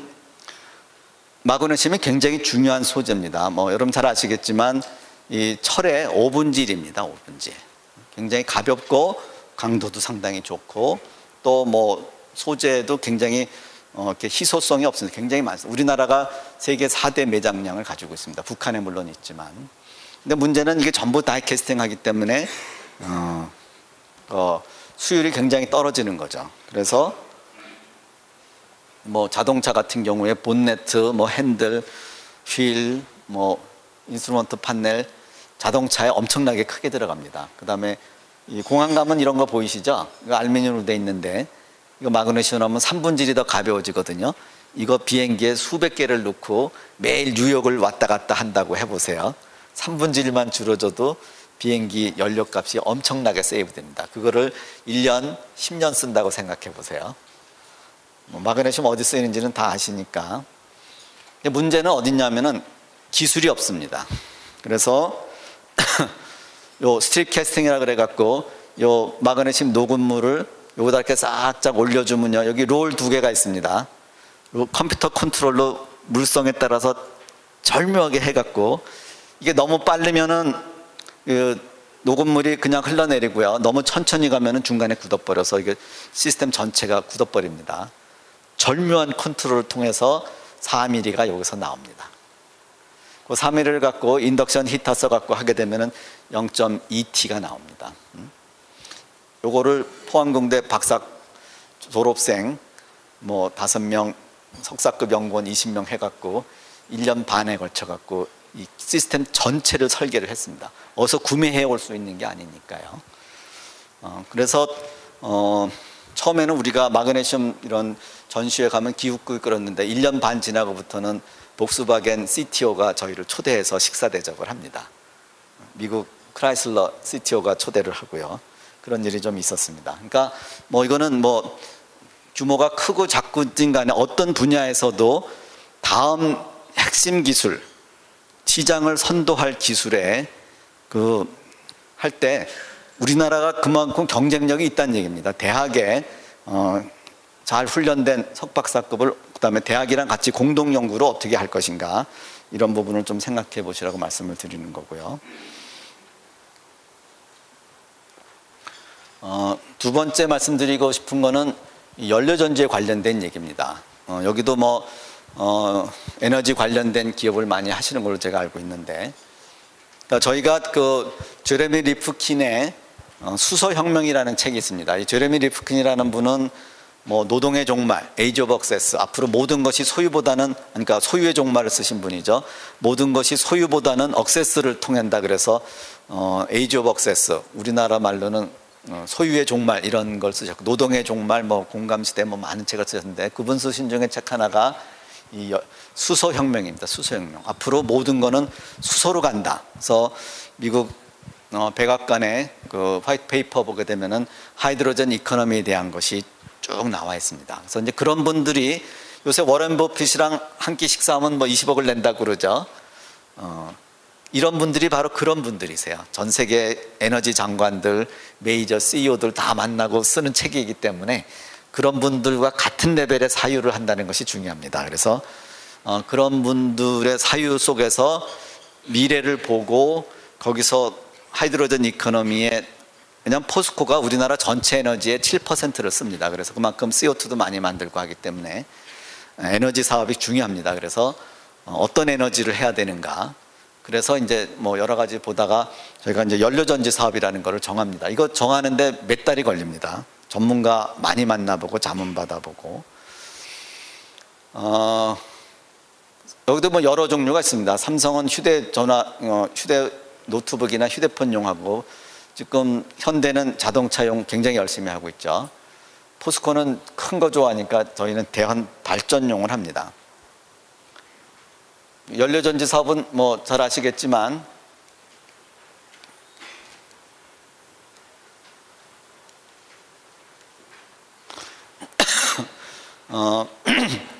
발전 효율이 굉장히 높습니다. 그러니까 여기 보면은 전기 효율 47%, 그 다음에 열까지, 그러니까 열이 나오기 때문에, 왜냐하면 이거는 물을 전기 분해하면은 그러니까 뭐가 나올까요? 수소하고 산소가 나오죠. 근데 굉장히 많은 에너지가 들어갑니다. 그것의 역반응입니다. 그래서 도시가스에 있는 LNG에서 수소를 추출해 갖고 공기 중에 산소랑 결합해서 연료전지에서 전기하고 열이 나옵니다. 그리고 부산물로는 퓨어 워터가 나옵니다. 마셔도 됩니다. 그런데 전기가 40%고 또 열이 나오기 때문에 88%의 효율을 갖습니다. 그래서 태양광, 태양광 하시는 분들 계시겠지만 하루에 3시간 이상 오퍼레이션 하기 어렵고, 전환 효율도 한 18%밖에 안 되고, 설비는 굉장히 많이 들어가고 전기는 굉장히 적고, 그래서 보조금을 많이 필요로 하는, 그렇기 때문에 한계가 있는 비즈니스죠. 풍력도 23%, 우리나라 땅에는 할 데가 별로 없습니다. 해안 가면 코스트가 올라갑니다. 그런 여러 가지를 보고 그걸 잘 미래 구성을 해야 되죠. 태양광 하셔갖고 굉장히 어려운 경우를 많이, 포스코도 태양광 하려고 굉장히 노력을 많이 했는데 제가 아주 극구 말렸습니다. 새로운 기회를 찾는 노력이 더 많이 해야 됩니다. 근데 이거 왜 제가 말씀드리냐면은, 기업에서요 태양광을 한다 그러면 다른 데도 다 하니까 CEO 설득하기가 좋습니다. 더 이상 설명이 없어요. 근데 태양광은 안 되고 이런 거 해야 됩니다 하는 거는 굉장히 많은 노력과 설득과 신뢰와 이게 필요합니다. 근데 그거 잘못 포지셔닝하면 웅진같이 되는 겁니다. 왜냐하면 임원 입장에서는 솔라 좋습니다 이렇게 얘기를 해요. 그래서 그런 부분에서 저도 굉장히 어렵습니다. 왜냐하면 이게 연료전지 굉장히 많은 공부를 하고 외국 다 다녀보고 포스코 임원진들한테 이거 해야 됩니다라고 얘기를 하면은 그게 뭐예요? 그럼 또 설명을 쫙 합니다. 석 달 있다가 다음 단계 보고를 하면 그때 그런 거 있었지. 근데 연료전지가 뭐죠? 다시 시작합니다. 3년 걸립니다. 근데 이제 일단 설득되면은 포스코 같은 데는 이제 큰 돈을 투자할 수 있으니까 더 빨리 나갈 수도 있는 부분도 있는데요. 어쨌든 간에 아까 말씀드린 아이템을 어떻게 선정하느냐의 얘기입니다. 결국 이런 것들이 벤처 캐피탈 투자하면서 수백 개 보면서 그중에 에너지 회사도 많이 있는데요. 에너지 회사 사장님들이 결국 앞으로 세상이 어떻게 바뀔 것이다 얘기도 해주고, 그다음에 교수님들이 뭐 대학에서 교수 식당에서 식사하면서 교수님들이 앞으로 에너지는 이렇게 될 거다 이렇게 다 얘기를 해줍니다. 그다음에 컨퍼런스 가면 또 그런 얘기 다 해주고 아까 같은 책이 그런 얘기를 다 얘기를 해줍니다. 그런 데서 아이템을 잘 선정하는 것이 아까 얘기한 비즈니스 모델의 반 이상입니다. 요 부가적으로 설명을 드리면은 CO2 발생 제로고요. 삭스, 녹수, 소음 제로입니다. 왜냐하면 돌아가는 게 하나도 없습니다. 소음 하나도 없어요. 그래서 마곡단지 같은 데는 10메가를 지하에다가 1층에 설치하고 위는 공원으로 하고 그게 발전소입니다. 그 다음에 가장 중요한 거는 분산 발전입니다. 이게요. 그러니까 옛날에 메인 프레임 쓰다가 요새는 분산 컴퓨팅 그래갖고 다 PC 쓰잖아요. 똑같습니다. 이제는 발전소를 바닷가에다 짓고 송배전망을 통해서 전기를 쓴다. 이 시대가 이미 지났습니다. 왜냐하면은 이제 발전소 지을 땅도 더 이상 없고요. 이 송전선, 여러분 밀양 케이스 잘 아시잖아요. 송전선을 더 이상 질 수가 없습니다. 그럼 어떻게 하죠? 자기가 필요한 데다가 발전소를 만들면 됩니다. PC 여러분 책상에 갖다 놓듯이 10메가, 20메가, 60메가짜리를 이 빌딩, 작은 거는 이 빌딩 지하에다가 설치할 수 있고요. 그 다음에 이 짜투리 땅, 고속도로 그 땅 이렇게 높여갖고 하잖아요. 그거 그냥 콘크리트 블럭으로 만들어서 거기다가 발전소 지으면 됩니다. 그래서 이게 분산 발전 개념이라는 거기 때문에 중요한 거고요. 그래서 지금 포항에다가 4,500억 들여갖고 전 세계 최대의 연료전지 이걸 해놨습니다. 그래서 여러분들이 하시는 비즈니스에서도 ICT 기술과 접목해서 그 다 리모트로 컨트롤합니다. 왜냐하면 발전소가 PC 네트워크 같이 발전소가 수백 개가 되면 관제 시스템을 갖고 다 리모트로 이거 해줘야 됩니다. 그런 새로운 비즈니스 기회도 있고요. 그 다음에 IoT 기술 써갖고 하는 거. 그 다음에 이것이 그 비상 발전용으로 또 다 내셔널 그리드랑 다르기 때문에 비상 발전용으로 다 쓰기 때문에 요 포스코에서 그러니까 PC를 만든다고 생각을 하시고요. 에너지 비용 PC죠. 여러분들은 그걸 가지고 어떤 네트워킹을 해갖고 어떤 부가가치를 창출할 것인가를 한번 잘 생각해 보시면 새로운 비즈니스 기회가 많이 있으리라고 생각을 합니다. 이거는 포스코 에너지에서 하기 때문에 여러분이 포스코에너지.com 들어가셔갖고 연료전지 사업 부분 이렇게 잘 보시면 관련된 자료를 많이 얻으실 수 있을 겁니다. 또 하나는 교통 시스템에 관련된 얘기입니다. 교통이 앞으로 굉장히 중요하기 때문에 새로운 교통 시스템을 제가 지금 하나 만들어 놨습니다. PRT라는 거예요. Personal Rapid Transit입니다. 이거 쉽게 말씀드리면은 이 경전철이 있습니다. 이거 여러분 용인 가시다 보면은 콘크리트 구조물 큰 거 있고 안단이 뭐 옛날에는 요새는 좀 다니는 것 같던데 그게 경전철입니다. 그러니까 이렇게 콘크리트 왜냐하면 이게 80명씩 들어가는 거 2량 싣고 다니려니까 콘크리트 구조물이 크고 건설하는데 시간도 몇 년씩 걸리고 몇 조씩 들어갑니다. 그래서 파산하는 거죠. 이 모노레일이 있고 PRT가 있습니다. PRT는 탑승 인원이 3명에서 4는 택시입니다. 궤도 택시라고 우리나라 말로 번역이 되는데요. 이렇게 생겼습니다. 이거 진짜 운행 가능한 모델이에요. 4명 또는 6명이 타고 이렇게 궤도 위를 달립니다. 그래서 이 궤도가 굉장히 작기 때문에 공장에서 미리 만들어 갖고 현장에서는 조립만 합니다. 건설비가 굉장히 쌉니다. 그래서 경량 궤도고 무인 운전이고요. 그 다음에 이 궤도 위를 다루기 때문에 목적지까지 넌스톱으로 갑니다. 저소음 무공해고요. 이거 전기차기 때문에 전기 모터로 가기 때문에 온디맨드 서비스. 손님이 있으면 가고 없으면 택시같이 안 갑니다. 그래서 피크타임 때는 많이 다니지만 사람 10시 사람이 없을 때 요새 지하철 보면은 사람이 없어도 매 3분마다 오잖아요. 이거는 그런 거 없습니다. 이런 교통 시스템이 있어요. 그래서 그냥 이런 거죠. 제가 두바이 가서 발표한 건데 그 차량이 이런 쇼핑몰 2층으로 싹 들어갑니다. 그러면은 작으니까요. 그럼 2층 임대료가 훨씬 더 높아집니다. 그러면 서로들 이 자기 건물로 들여보내려고 굉장히 애를 쓰는 이런 모습이 보이고요. 쉽게 말씀드리면은 이런 거죠. 여기 두바이에 보면은 경전철이 이렇게 하나 지나가고요. 그 마을 버스 같은 것이 좀 필요합니다. 그 마을 버스에 해당하는 것이 PRT예요. 그래서 이렇게 루프를 하나 져갖고 이렇게 달리다가 싹 빠져갖고 사람 내리고 태운 다음에 가속을 해갖고 싹 이렇게 가는 것이 테크놀로지입니다. 그러니까 차량 두 개가 시속 50km로 갔을 때 제로에서 가속해갖고 사이에 충돌하지 않고 싹 껴들어가기, 이것이 테크놀로지입니다. 저같이 컴퓨터 한 사람이 OS 해본 사람은 이런 건 아무것도 아닙니다. 통신 네트워크에서 패킷 가는 거랑 똑같습니다. 요거 하나 개통해서 서비스하고 그 다음에 요걸 더 붙이고 요걸 더 붙이고 더 붙이고 이렇게 인크리멘탈한 걸로 해서 지역을 전체를 커버를 합니다. 그래서 시장님들이 좋아하세요. 왜냐하면 임기 때 요거 하나 개통하고 재선되면 요거 하나 더 하고 이렇게 하는 겁니다. 그래서 시장님들이 아주 좋아하시는데, 그래서 이 전체를 커버하면서 신도시에서는 굉장히 많이 하는 그런 겁니다. 그래서 보게 되면은 지하철 같은 경우에 킬로미터당 뭐 1,000억 이상씩 들어가고요. 그런데 저희는 굉장히 작은 금액으로 할 수가 있고요. 역간 거리도 굉장히 짧고, 이 표정 속도라는 것이 있습니다. 표정 속도. 무슨 얘기냐면은 내가 가고자 하는 거리를 걸린 시간 갖고선 낸 속도를 표정 속도라 그러거든요. 그러니까 지하철 같은 거 보게 되면은 여기 보게 되면 표정 속도가 20km가 안 나옵니다.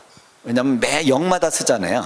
그러니까 지하철을 뭐 빨리 달리는 것 같은데 가다가 쓰고 가다가 쓰고, 그러니까 한 10정거장 가려면 20분 이상 걸리죠.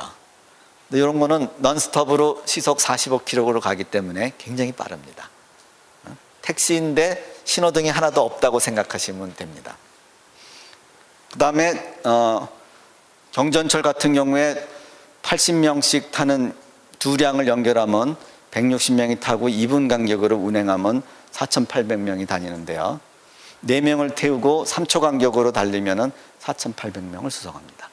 그러니까 4명 단위로 이렇게 다 잘라갖고 컴퓨터로 컨트롤 해갖고 필요할 때 리소스 이렇게 다 배치해주고 옵티마이즈 한다고 생각하면 됩니다. 이런 거예요. 이런 비즈니스를 해서 지금 있는데, 오늘 제가 말씀드리고자 하는 거는 그래서 뭐 이런 테마파크라든지 뭐 새로운 도시 개발에 많이 씁니다. 제가 말씀드리려고 하는 거는 비즈니스 모델 설계에 대한 얘기입니다. 요걸 하는데 유럽에서 했습니다. 그리고 테스트트랙을 스웨덴에다 만들었어요. 왜냐하면은 스웨덴이 안전에 관련된 세계 최고의 인프라를 가지고 있습니다. 검증하는 걸로요. 그래서 스웨덴에서 인증을 받으면 전 세계 비즈니스를 할 수 있습니다. 그러니까 서울에서 만들 수도 있는데요. 서울에서 만들면은 우선 새로운 거기 때문에 안전인증, 여기 안전인증 하시는 분이시지만 안전인증을 받을 데가 없습니다. 해보지도 않은 거니까요. 여기서 해봐야 팔리지도 않습니다. 그걸 누가 인정을 해주는데. 그런데 스웨덴은 그게 아주 잘 돼 있습니다. 그래서 유럽에 가서 해야 되겠다. 그래갖고 스웨덴에다 만들고요. 그러면서 유럽에 있는 7개 회사, 한국에 있는 7회사가 컨소시움으로 그 비즈니스를 합니다. 그래서 그 궤도 설계는 여기 WGH라는 회사가 보이는데요. 그 런던 가면 런던 아이라고 이렇게 삥삥 도는 거 있죠. 그거 설계한 치프 엔지니어가 저희 궤도를 설계해 줬습니다. 뭐 기술이 어려워서가 아니라 내가 이거를 꼭 하고 싶다 그래갖고서는 그분이 아주 이 PRT라는 것에 원조가 되고 싶으신 욕심에 굉장히 작은 금액으로 이거를 해주셨어요. 그러니까 돈 때문에 하신 게 아니라 이거를 하고 싶어서. 그 다음에 그 TDI는 영국에 있는 버스 회사, 전철 회사, 그 차량 만드는 회사입니다. 그래서 거기서 이 차량 설계를 해줬고요. 그 다음에 그 노벤터스라는 것은 이 물류, 굉장히 유럽에서 제일 큰 물류 회사인데 그 물류 네트워크 설계하는 기술을 갖고 여기 그 관제 네트워크를 만들었고요. 그래서 각 분야에 유럽에서 최고 잘하는 회사 7개를 좀 적은 회사입니다. 7개를 모아갖고 저희가 컨소시움을 하고 한국에도 그 회사들하고 해갖고 8개 나라에 18개 기업이 같이 일을 합니다. 그러니까 시작할 때부터 그렇게 하는 거예요. 그 다음에 그 CEO들하고 또 엔지니어들하고 전부 이메일 통해 갖고 활발한 인터넷 커뮤니케이션을 하고요. 그 다음에 일주일에 한 번 스카이프 써갖고서는 화상회의를 합니다. 그 다음에 2달에 한 번씩 제가 유럽을 가든가 유럽에서 오든가 하여튼 뭐 런던에서 만나든가 이런 식으로 해서 2달에 한 번씩 얼굴 보고 회고하면서, 그러니까 회사 자체는 이 회사 벡터스 PRT라는 회사인데 회사 자체는 직원이 12명밖에 안 되지만 이 회사는 같이 일하는 사람은 한 60명이 넘습니다. 설계를 그렇게 하는 거죠. 그래서 vectorsprt.com 들어가시면은 어떤 회사인지 어떤 기술인지 어떻게 운영되는지 다 보실 수가 있고요. 그래서 요거는 스웨덴 웁살라 시티에 그 축구장 하나를 빌려갖고 400m짜리 테스트트랙을 해갖고 실제로 차량 3대가 시속 40km로 돕니다. 왜냐하면 안전인증을 받으려면 7단계 거쳐갖고 저희가 안전인증을 다 받았는데, 그 차량의 내부는 이렇게 돼서 요건 런던 버스에 있는 의자하고 같습니다. 요거 이제 정류장입니다. 정류장. 그래서 우리가 7단계 거쳐갖고 그 안전인증을 받습니다. 이거 스웨덴에서 만드는데요.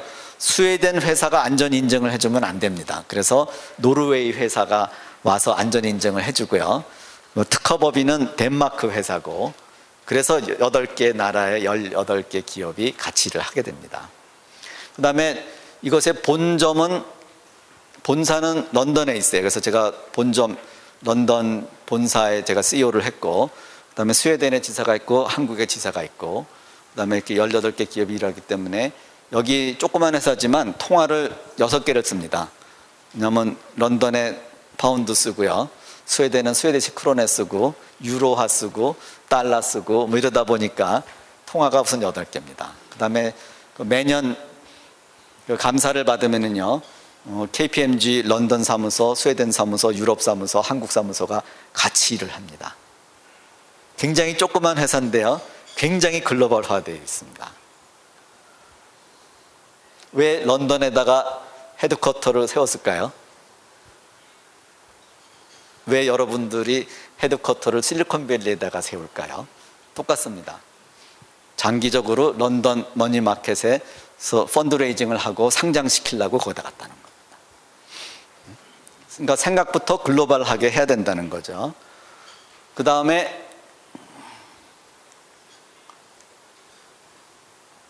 하버드 비즈니스 스쿨에 이 벤자민 에델만이라는 교수가 어느 날 연락을 해왔어요. 한번 한국 와서 저를 보고 싶대요. 그래서 왜 그러냐 그랬더니 케이스 스타디를 만들고 싶다 이런 얘기거든요. 그래서 우선 스웨덴 가서 CTO 만나봐라.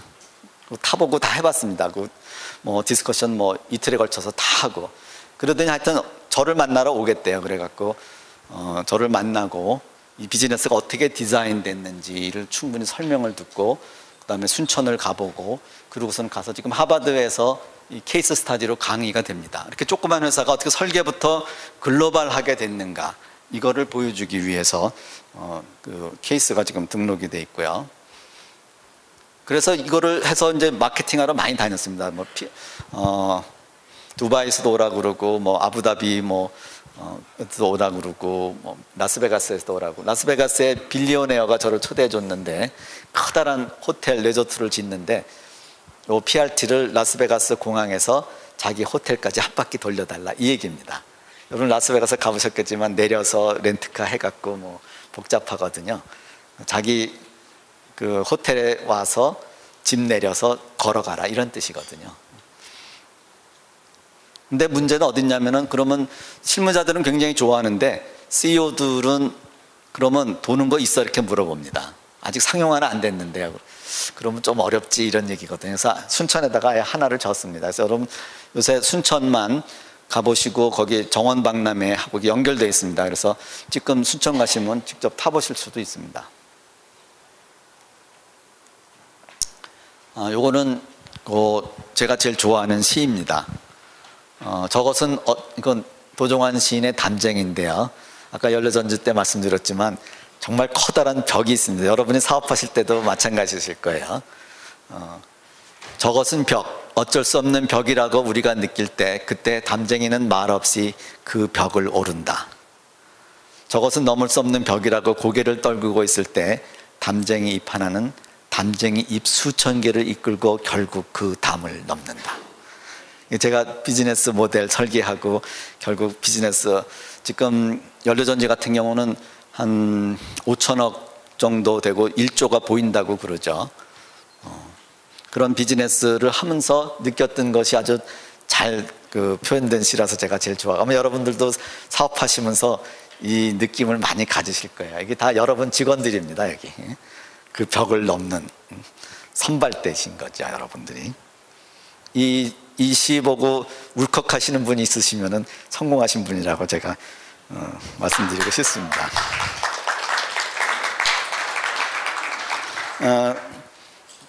저건 뭐 벤처 캐피탈 얘기인데 벤처 캐피탈은 여러분들이 많이 만나보시고 했기 때문에 뭐 여기 제가 설명은 안 했지만 한 가지만 말씀드린다 그러면 제 제자예요. 3학년 때 OS 과목을 듣고 제가 리얼타임 OS 소스를 하나 주고 그 분석해갖고 뭐 텀 프로젝트도 하고 졸업 논문도 쓰고 그랬는데 졸업하고 6개월 있다 저를 찾아왔어요. 창업을 하겠대요. 그래서 뭐 하냐 그랬더니 OS 만든대요. 그래서 아서라 OS는 아무나 하는 게 아니고 그 위너 텍스올 비즈니스 되기 때문에 안 된다. 그랬더니 하여튼 뭐 해보겠대요. 그래서 제가 5천만 원 줄 테니까 일단 시작은 해봐라 그랬거든요. 그래서 자바 버추얼 머신을 만들었습니다. 그래서 스캇 맥린리가 이제 선 마이크로 시스템즈가 어차피 자바를 만들었기 때문에 그 자바 버추얼 머신도 있어요. 근데 거기보다 이 회사 게 훨씬 좋습니다. 그래갖고 스캇 맥린리가 컴덱스 이런 데서 이 회사 자바 버추얼 머신 들고 자바로 이런 거 만들 수 있습니다. 이렇게 막 선전할 정도로 경쟁이 있었는데요. 결국은 LG 전자가 휴대폰 만들어서 스프린트에 100만 대씩 뭐 하고 그럴 때 OS로 이 회사 게 다 들어갔습니다. 직원 한 60명 되는 회사고 매출은 한 뭐 130억, 뭐 150억, 뭐 이런. 영업이익률이 몇 퍼센트일까요? 70%였습니다. 뭐 소프트웨어니까 뭐 그렇게 할 수가 있는 거고요. 놀라운 거는 포스코도 한때 영업이익률이 28%였습니다.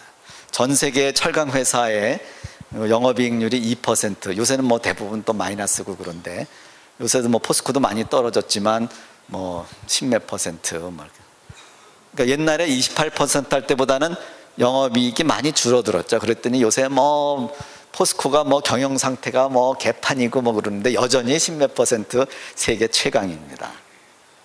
그러니까 워낙 잘한 거예요. 워낙 잘했기 때문에 그것이 반 떨어져서 뭐 10몇 퍼센트 됐다고 지금 뭐 경영이 어쩌느니. 근데 실은 2%대에 있는 다른 회사들이랑 비교하면 10배 이상 잘하는 거죠. 그러면 왜 그렇게 됐느냐? 설계가 그렇게 돼 있기 때문에 그렇습니다. 가장 최신의 설비를 들여오고 그 다음에 이 정치적 압력으로 누수되는 돈이 1원 한 푼도 없었고요. 여러분 잘 아시지만 마패가 있었지 않습니까? 그게 하나도 없었고요. 그 다음에 그 사명감 갖고 이랬기 때문에 그 퍼포먼스는 뭐 굉장히 놀랐고요.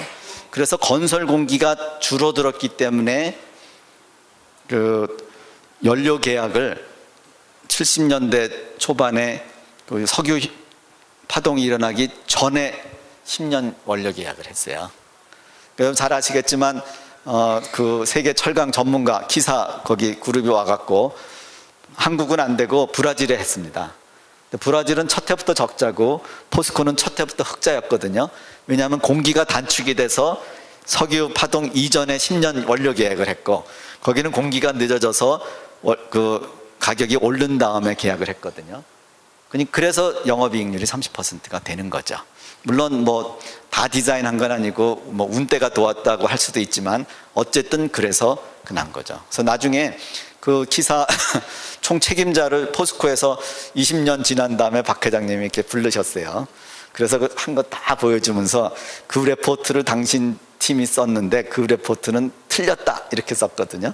그렇게 얘기를 하시니까 그분 말씀이 아주 걸작이세요. 그 보고서는 맞았다.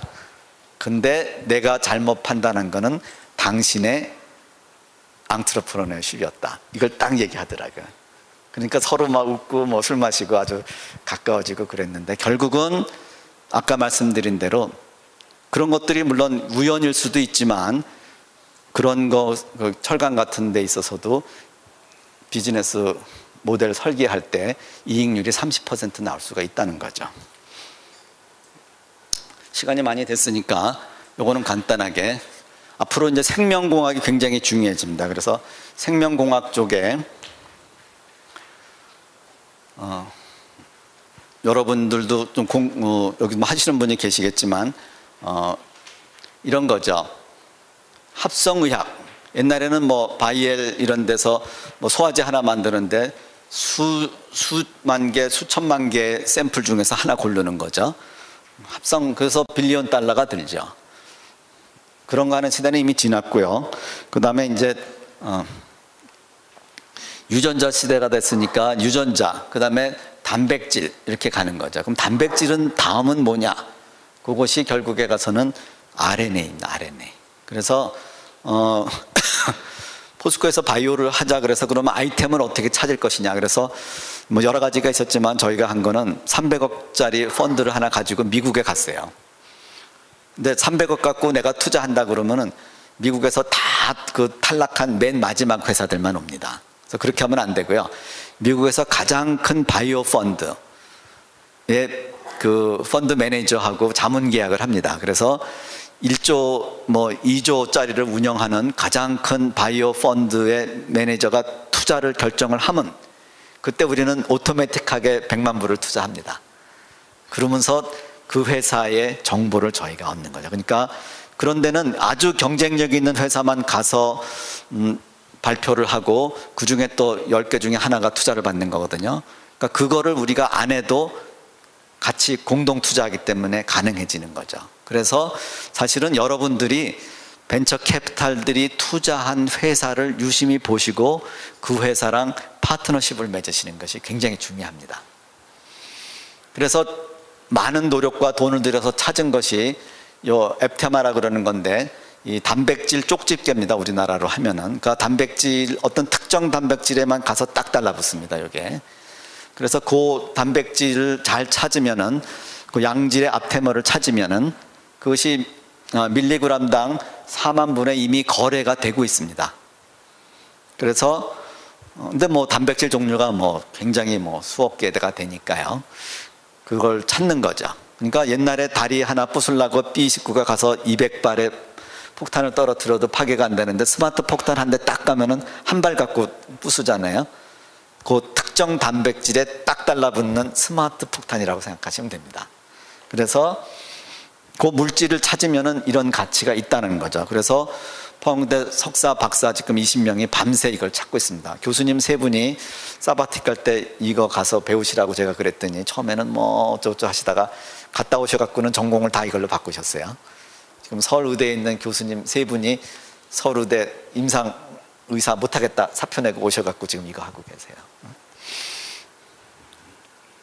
그래서 그걸 찾는 플랫폼을 그 덴버 대학에 계시는 교수님이 하고 그 회사가 소말로직이라는 회사를 갖고 있습니다. 거기서 저희가 그 찾는 플랫폼을 라이센싱 해갖고 설치해놓고 지금 그거 찾고 있습니다. 이분이 그 노벨상을 받으실 가능성이 좀 있으세요. 그래서 포항공대 지금 겸임 교수시기도 하고 지금 같이 일합니다. 왜냐하면 노벨상 받을 때 역할에 따라서는 공동 수상도 할 수 있지 않습니까? 그런 전략도 뭐 밑에는 잠깐 숨어 있습니다. 이것도 일종의 비즈니스 모델이죠. 제가 포항공대 1호 교수로 가서 포항공대 설계를 했습니다. 뭐 그것도 굉장히 복잡한 얘기긴 하지만 어쨌든 오늘날 최근 50년간 전 세계에서 만들어진 학교 중에서 1등을 계속 하고 있는데요.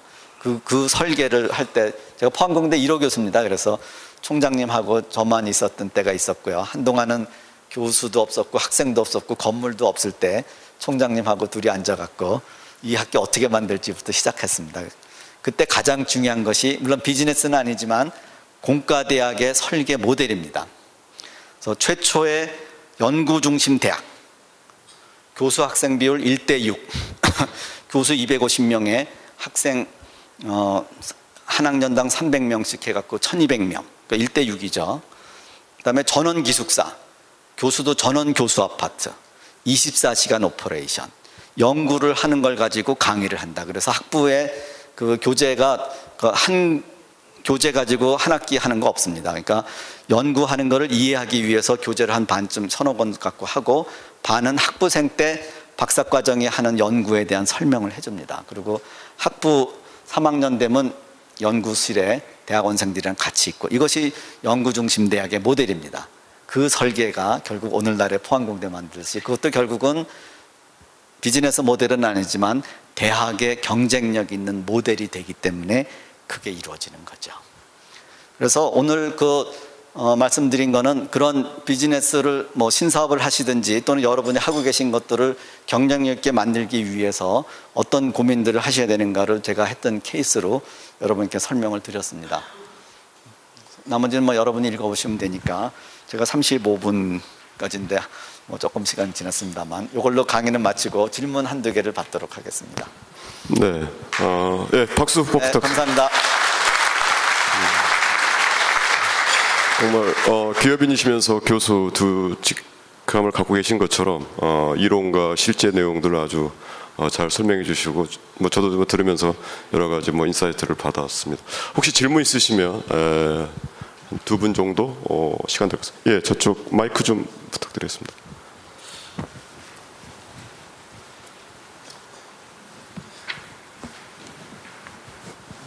예, 처음 뵙겠습니다. 저는 예비 창업자입니다. 저는 오늘 여기 정확히 목표를 갖고 왔습니다.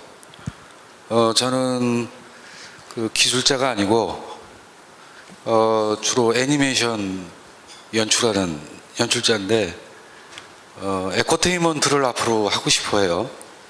그래서 이제 새로운 장을 열려고 하는데 어느 사이트를 들어가 어느 R&D 과제를 봐도 문화기술을 융합한 미래 산업에 대해서는 별로 눈에 안 띄더라고요.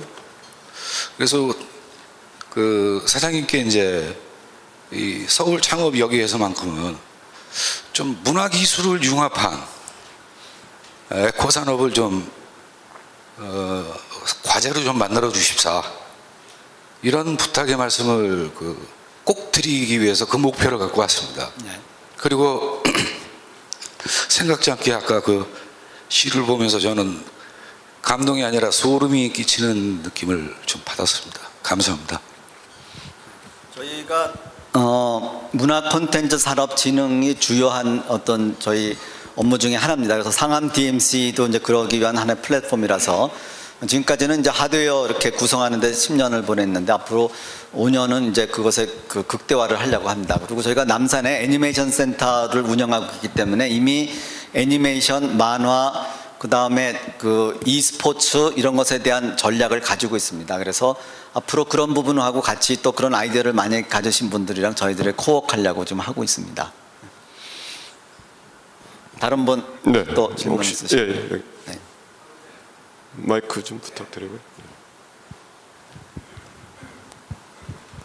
예, 대표이사님 좋은 강의 감사드립니다. 저는 치과용 임플란트 제조회사를 운영하고 있는데요. 예, 교수님께서 저희도 이제 새로운 사업의 이제 다각화를 필요로 하고 있습니다. 그래서 교수님께서 오늘 많은 강의를 해주셨는데 대기업 포스코하고 일을 많이 하셨고 또 외국계 외국 여러 회사들과 같이 협력을 해서 일을 하셨는데 신사업을 진출하기 위해서 국내 대기업하고 일하는 데서 어떤 어려움이 있었고 국내 풍토가 어떻고 해외화하는 것이 더 좋은지 어떤 루트로 가는 게 좋은지 뭐 구체화한다면 또 국내에서도 어느 대학이 어느 분야 예를 들어서 태양전지라든지 뭐 아까 말씀하신 생명공학인데 어느 분야 어느 교수님이 강하신지 이런 부분을 말씀해 줄 수 있으면 감사하겠습니다.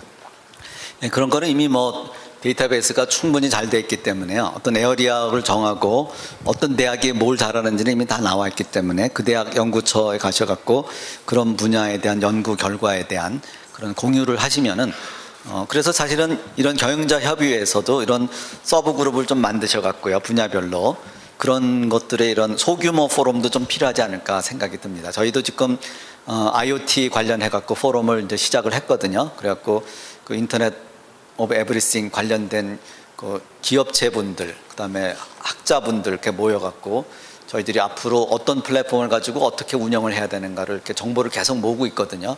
해외 학회도 가고 분야별로 그렇게 되면 이제 분야별 잘하는 대학이 있고 또 잘 하시는 교수님들을 이렇게 여러 분 모시다 보면 그 맵이 싹 그려집니다. 그래서 거기서 찾으시면 되고요. 제가 하나 말씀드리려고 하는 거는 아까 기술자가 아니시라고 그랬는데 사실은 기술자가 아닌 경우가 더 좋은 경우가 있습니다. 왜냐하면 여러분이 어떤 에어리아를 아시면은요, 본인이 기술 갖고 하시려고 그러셨는데 사실은 그게 중요한 게 아니라 그 분야의 기술의 경쟁력을 이해하실 수가 있거든요. 사실은 자기 기술이 중요한 게 아니라 그 평가, 이해 능력입니다. 그걸 가지고 국내에서 찾으시고 해외에도 많이 찾으실 수가 있으세요. 그래서 해외에서 찾으시는 것도 하나의 방법입니다. 그럼 자연스럽게 글로벌 경쟁력이 생기시는 거고 거기 있는 기업가들이랑 같이 움직이실 수 있고 하는 부분이 있기 때문에, 그래서 찾으시는 노력을 제가 말씀을 좀 드리고 싶고요. 그 다음에 요새는 innocentive.com이라 그래갖고 그런 단위 기술에 대한 해결을 여러분이 다 인하우스에서 하지 마시고 오픈해 놓으면은 요 기술 해결해 주면 얼마 주겠다 그러면 전 세계, 옛날에는 동구권 기술자들이 그걸 많이 해주고 돈 벌었는데요, 전 세계에서 와서 해결을 해줍니다. 그래서 innocentive.com 이런 걸 한번 들어가 보시면 좋고요. 그 다음에 신사업을 하실 때 여러분이 창업을 하셔갖고 이걸 키워서 IPO까지 간다 이렇게 생각하지 마시고요. 기업을, 아무래도 여러분들은 창업을 해보신 분이시니까 한 50억까지만 하고 M&A 하고 대신에 그런 기업을 한 5개 만드신다 이렇게 생각을 하셔야 돼요. 그래서 창업 목표가 나중에 여러분 갖고 계시겠지만 5년 이내에 비싸게 팔기, 사실은 실리콘밸리는 그게 제일 많습니다. 그래서 그러면 어떻게 하느냐, 제가 이거 할 때 중견기업 오너들이 많이 찾아왔습니다. 왜냐하면은 한 7천억에서 한 1조 되는 회사들의 오너신데요, 그러니까 아들 손붙잡고 저한테 오세요. 그래서 포스코가 이런 거, 왜냐하면 저희가 찾는 인원만 50명, R&D까지 하면 150명이 일을 했거든요. 그래서 그런 리소스를 웬만한 기업에서 갖기는 굉장히 어려운데요. 저희는 일종의 7천억 이상 매출되는 거, 1조 이런 거를 찾으니까 사실은 2천억짜리 좋은 것도 굉장히 많은데 저희들이 이제 가면 중소기업 비즈니스 한다고 그러기 때문에 저희가 그런 건 안 하는데 이제 그런 거를 좀 달라 이런 것 때문에 오신 거예요. 그러니까 그분들은 지금은 괜찮은데 이게 한 5년 10년 지나가면 결국 중국에 갈 거고, 그래서 아직 경쟁력도 있고 돈도 있고 오너가 아직 파워가 있을 때 새로운 거를 해서 2세한테 주겠다 이런 얘기거든요. 그런 수요가 굉장히 많습니다 지금. 왜냐하면 많은 비즈니스가 60년대 70년대 비즈니스 모델로 여기까지 왔거든요.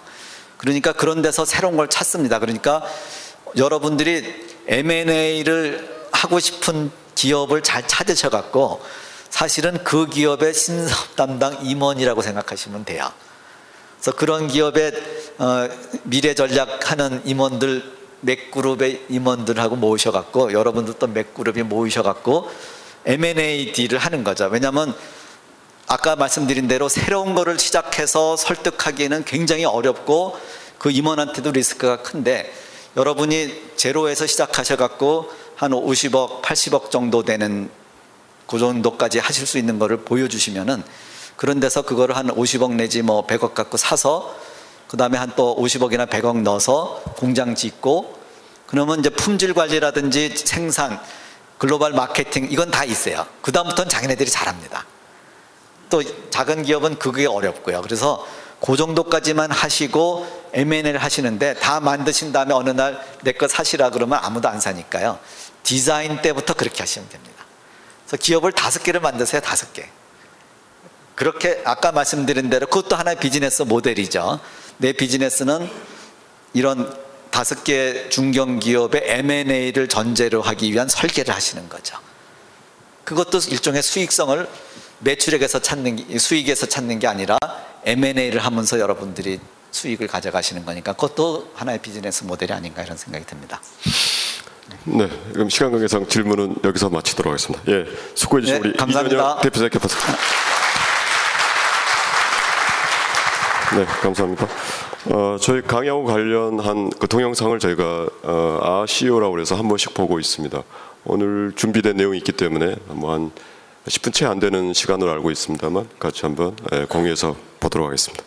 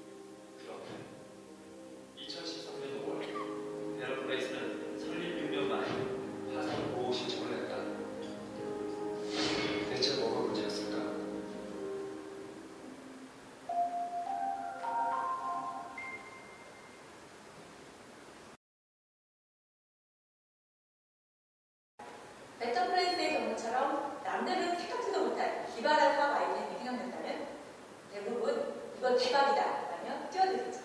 그런데 막상 사업을 시작해보면 생각만큼 잘 안 풀린 적이 많으실 텐데요. 이런 문제를 해결하기 위해 스위스 국제경영개발대학원 교수인 알렉산더 오스터왈더와 ESP 군원은 45개국 470명의 연구자와 함께 무려 9년에 걸쳐 비즈니스 모델 캔버스라는 틀을 만들었습니다. 비즈니스 모델 캔버스란 비즈니스 모델을 이루는 9개의 기본적인 구성 요소를 블록으로 구성해서 건축 설계도처럼 단 한 장에 표현한 것입니다. 9개의 블록은 크게 가치, 고객, 인프라, 재무 이렇게 4부분으로 나누죠. 이 틀을 활용하면 현재 비즈니스 모델의 문제점과 해결책을 쉽게 찾을 수 있다고 하는데요. 실제로 IBM, P&G, 딜로이트, 캐나다 주정부 등 전 세계 기업과 공공기관이 이 캔버스를 활용해서 비즈니스 모델을 검증하고 있죠. 자, 그럼 비즈니스 모델 캔버스란 구체적으로 어떤 걸까요? 국내 떡볶이 프랜차이즈 기업 국대 떡볶이를 예로 들어서 살펴보겠습니다. 국대 떡볶이는 꽃미남 직원들을 내세운 신세대 떡볶이집이라는 차별화된 사업 아이템을 갖고 있는데요. 창업 3년 만에 160개 가맹점을 돌파하고 매출 500억을 달성하는데 성공합니다. 이 업체의 비즈니스 모델 캔버스는 어떤지 자세히 볼까요? 우선 비즈니스 모델 캔버스를 이루는 첫 번째 부분은 기업이 고객에게 제공하는 특별한 혜택, 즉 가치인데요. 비즈니스 캔버스 중앙에 위치한 가치 제한 블럭이 해당되죠. 기존 떡볶이집은 인상 좋은 아주머니의 푸짐한 인심을 가치 제한으로 내세웠는데요. 국대 떡볶이는 꽃미남 직원의 차별화된 서비스, 위생적인 인테리어, 밝고 경쾌한 분위기라는 걸 가치 제한으로 삼았죠. 매장에 들어서면 깔끔한 유니폼을 입은 20대 꽃미남 직원들이 우렁찬 목소리로 인사하는데요. 이런 활기찬 분위기가 고객들 마음을 사로잡았습니다. 두 번째는 가치를 주는 대상, 즉 고객입니다. 우측에 위치한 3개의 블록, 즉 고객 세그먼트, 고객 관계, 채널의 2에 해당합니다. 국대 떡볶이는 꽃미남을 차별화된 가치 제한으로 내세운 만큼 고객 세그먼트도 어린이나 가족 단위 고객에서 여중고생이나 젊은 여성층으로 바꿨죠. 고객 관계에선 구매 금액의 10%를 포인트로 적립해주는 포인트 카드제를 통해 재방문을 유도하고 있습니다. 고객과의 채널은 횡단보도 앞이나 사거리 등 유동인구가 많은 곳에 위치한 소규모 매장으로 잡았는데요. 복고풍 간판과 깔끔한 내부 인테리어로 여성 고객의 눈길을 사로잡았죠. 세 번째는 기업이 고객에게 가치를 전달하기 위해 뒷받침돼야 할 것, 즉 인프라입니다. 좌측에 위치한 3개 블록, 핵심 활동, 핵심 자원, 핵심 파트너가 이에 해당되죠. 떡볶이집의 핵심 활동은 조리와 판매죠. 국대 떡볶이는 이에 더해 서비스 노하우 공유로 서비스의 질을 높이기 위한 노력도 지속적으로 하고 있습니다. 핵심 자원은 인력, 브랜드, 레시피 등이 되겠죠. 한편 국대 떡볶이는 같은 고객층을 타깃으로 하고 있는 다양한 온 오프라인 업체들과 파트너십을 맺고 있는데요. 일례로 소셜 데이팅 서비스 기업 이음과 파트너십을 맺고 매장을 방문한 모든 싱글 고객에게 이음에서 7일간 7번의 소개팅을 할 수 있는 이음 OK 7일권을 제공하는 마케팅을 펼치기로 했죠. 마지막으로 이 모든 것을 유지하려면 재무를 반드시 고려해야 하는데요. 수익원, 비용 구조가 이에 해당합니다. 국대 떡볶이는 차별화된 서비스를 제공하는 만큼 기존 떡볶이집보다는 1,000원 정도 높은 가격을 갖고 있습니다. 또 앞서 말한 파트너십을 통해 부가적인 수익도 올리고 있죠. 비용으로는 인건비, 임대료, 매장 관리비 등이 있죠. 자, 국대 떡볶이의 비즈니스 모델 캔버스 잘 보셨나요? 9개의 비즈니스 요소들이 서로 잘 연계되어 있음이 한눈에 보이죠? 국대 떡볶이가 3년 만에 급성장할 수 있었던 비밀이라고 할 수 있을 겁니다. 물론 여기서 끝은 아니죠. 상황은 항상 변화할 수 있으므로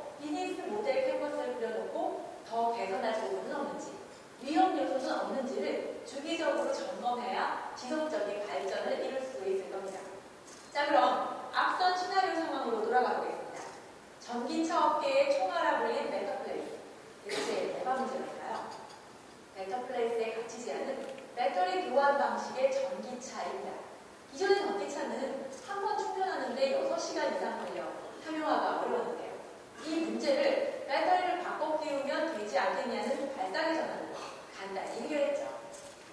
정말 획기적이죠. 그런데 비즈니스 모델 캔버스를 그려보면 이 획기적인 가치 제한에 묻혀 보이지 않던 문제가 쉽게 드러납니다. 한번 살펴볼까요? 우선 고객 세그먼트를 보겠습니다. 이스라엘에서 사업을 처음 시작한 메터플레이스의 고객 세그먼트는 이스라엘의 자동차 구매자 중 환경을 생각하는 소비자, 41,500달러라는 가격을 지불할 수 있는 고소득층이 되겠죠. 다음은 고객 관계입니다. 메터플레이스 센터라는 전기차 체험센터를 통해 생소한 전기차를 시승해보고 사용 방법을 배울 수 있도록 했죠. 채널은 전기 자동차 판매 매장, 배터리 교환소를 드립니다. 다음으로 인프라입니다.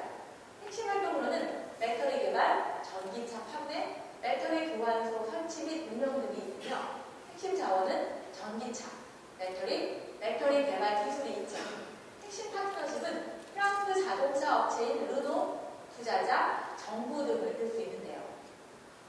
우선 메터플레이스는 르노의 전기차와 배터리 생산을 합했죠. 또 벤처로서 부족한 자금을 확보하기 위해 HSBC, GE, 모건 스탠리 등으로부터 약 1조 원을 투자받았습니다. 마지막으로 재무 부분을 볼까요? 수익원은 자동차 판매 수익과 배터리 교환 서비스 수수료이며 비용으로는 교환소 설치비, 교환소 운영비, 연구개발비, 제조비, 판매비, 인건비 등이 되겠죠. 자, 이제 메터플레이스의 비즈니스 캔버스가 완성됐는데요. 이 캔버스의 장점은 각 블록들이 서로 유기적으로 연관되어 있는지, 각 부분에 운영 요소는 없는지를 쉽게 점검할 수 있게 해준다는 겁니다. 메터플레이스의 경우 크게 3가지 문제점이 나오는데요. 첫 번째로 한정된 고객입니다. 메터플레이스가 사업을 시작한 이스라엘은 연간 20만 대 안팎의 신차가 팔리는 시장으로 중국 약 1,900만 대, 미국 약 1,500만 대에 비하면 매우 작은 시장이죠. 게다가 이스라엘의 자동차 구매자 중에서도 전기차를 구입할 만한 고객은 몇 안 됐죠. 가격이 BMW 3 시리즈에 맞먹을 만큼 비쌌습니다. 두 번째는 채널과 비용 구조인데요. 메터플레이스는 기존 가전제품들처럼 플러그를 꽂아 충전하는 방식 대신 배터리 교환식을 택했는데요.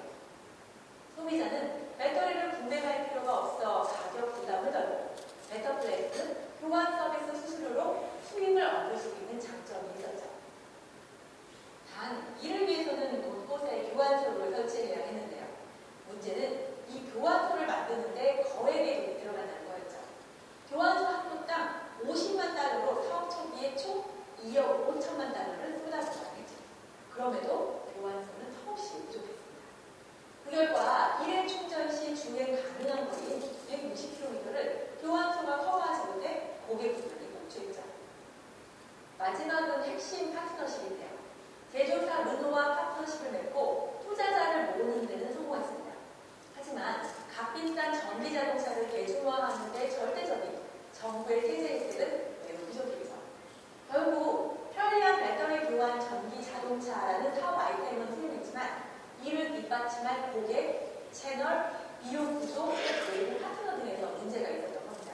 그 결과 메터플레이스는 올해 5월 사상 보고 신청을 내고 말했습니다. 자, 메터플레이스의 경우처럼 아무리 좋은 아이템이 있다고 하더라도 막상 사업을 시작하면 미처 생각지 못한 문제들이 발생할 수 있는데요. 이때 비즈니스 모델 캔버스를 그려보면 보다 쉽고 빠르게 문제점을 파악해 해결 방안을 찾을 수 있겠죠. 여러분도 비즈니스 모델 캔버스를 그려보고 지금 현재 우리 비즈니스의 사업성을 점검해 보시면 어떨까요? 전체적인 그림을 살펴봄으로써 문제점을 발견하고 더 나은 비즈니스 모델을 만들기 위한 묘안을 떠올릴 수 있을 것입니다. 예, 그러시죠. 예. 가봤는데요. 지금 이런 문제 때문에 이제 결국은 안 된 거죠. 그래서 한국에서 새로운 설계가 된 것이 지금 있습니다. 저기 PM 그로우라는 제 제자인데요. 이 회사는 뭐냐면은 버스를 합니다. 버스는 노선을 다니기 때문에 일정한 거리가 예측 가능한 거죠. 이 회사는 뭐냐면은 여기도 어차피 배터리 교환 방식인데 버스의 위에다가 배터리를 설치했습니다. 그래서 이 정거장에 딱 들어가면은 로봇 팔이 나와갖고 4톤짜리 배터리를 교환하는데 1분 걸립니다. 그러니까 보통 그 승객이 타고 내리는데 1분 20초가 걸리거든요. 그렇기 때문에 위에서 1분 사이 하게 되면은 그냥 이렇게 물 흐르듯이 가면서 교환이 가능합니다. 지금 베터플레이스는 항공기에서 여기 미국 해군에서 보게 되면은 그 비행기 오르락 내리락 하지 않습니까? 그 비행 갑판에 올라갔다가 또 밑으로 내려가 하는 그거 보고서는 아이디어를 얻어갖고서는 저걸 했거든요. 그래서 밑에서 하게 돼 있는데 밑에서 하게 되면은 여러 가지 문제가 많습니다. 그래서 요거는 버스를 그러니까 위에서 하면서 그러니까 결국은 출발지하고 회차지하고 중간에 하나 이렇게 하면은 계속 돕니다.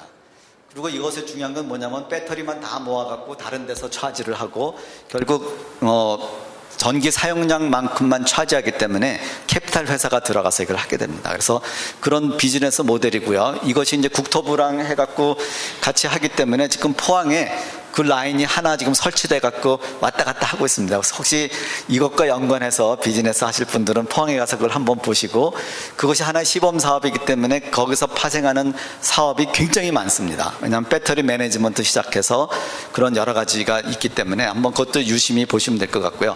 지금 여기서 설명하신 거는 여러분 교보문고 가시면은 비즈니스 모델 제너레이션이라는 책이 있습니다. 그 책의 내용이 있기 때문에 그걸 한번 자세히 보시면은 여러분 설계하실 때 하나의 플랫폼으로 로서 아주 잘 활용을 하실 수 있고 저희가 저희 팀장들한테 이 책을 한 권씩 제가 다 나눠줬거든요. 아마 여러분 팀장들도 이런 걸 한번 보시면은 그런 사유를 좀 더 시스테마틱하게 할 수 있는 하나의 좋은 플랫폼이 되지 않을까 이런 생각이 들어서 제가 소개를 해드렸습니다. 감사합니다. 네, 고맙습니다. AS까지 해주시는 것 같습니다. 예. 각 테이블에 보시면 그 소프트웨어 임치제도 안내 및 활용 방안이 있습니다. 사실 제가 잠깐 소개할 시간을 만들까 그랬는데 시간 제약상 그렇게 하지 못하고요. 아마 굉장히 유용한 내용이기 때문에 꼭 한국저작권위원회에서 제가 준비해 주신 겁니다만 활용하시면 좋을 것 같고요. 그리고 테이블마다 그 방명록이 있습니다. 그래서 그 방명록은 아마 준비하시는 분들 입장에서 굉장히 그 소중한 내용인 것 같습니다. 그래서 꼭 한번 좀 적어주시길 부탁드리겠습니다. 그리고 저희가 끝나고 나면 단체 촬영을 하는데요. 오늘은 서울시 녹색산업협회에서 많은 분이 오신 것 같습니다. 그래서 서울시 녹색산업협회만 전체 사진 끝나고 나서 별도로 사진 촬영이 있다고 하십니다. 그러니까 조금 남으셨다가 같이 마저 하시고 가면 좋을 것 같고요. 네, 이제 마무리 인사 이영재 회장께서 해주시겠습니다.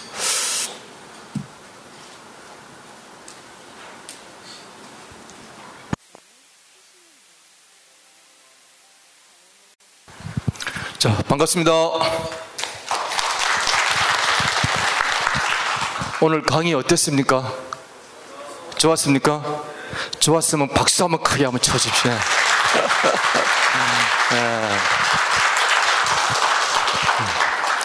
우리 이전영 그 대표이사님은 벌써 한번 모시고 싶었는데 뒤늦게나마 이렇게 모시게 돼서 참 우리 지벨리 입장에서는 참 영광입니다. 우리 지벨리가 앞으로 이제 훌륭하신 분들을 모셔가지고 우리 지벨리 발전을 위해서 계속 이제 유명한 강사들을 모시고 있는데 우리 지벨리 이렇게 그 포럼에 참석하신 분들을 우리 계속 분석을 합니다. 분석을 해보면 제가 지난해에도 한번 그런 말씀을 드렸지만 그래도 아침에 이렇게 참석하시는 분들이 사업이 수익도 많이 내고 사업도 잘 하시는 게 분석이 됐어요. 그렇다면 오늘 참석하신 여러분들 다음 달에도 참석하실 거죠? 사업이 잘 되려면 참석하셔야지. 여러분들 좋은 정보 얻고 얼마나 좋습니까? 아침 일찍 한두 시간 정도 시간 내셔가지고 이런 좋은 정보 듣고 내 사업 모델 또 앞으로 사업해 나가는데 엄청난 그 도움이 된다 그러면 아침에 한두 시간이 아깝지 않지 않습니까?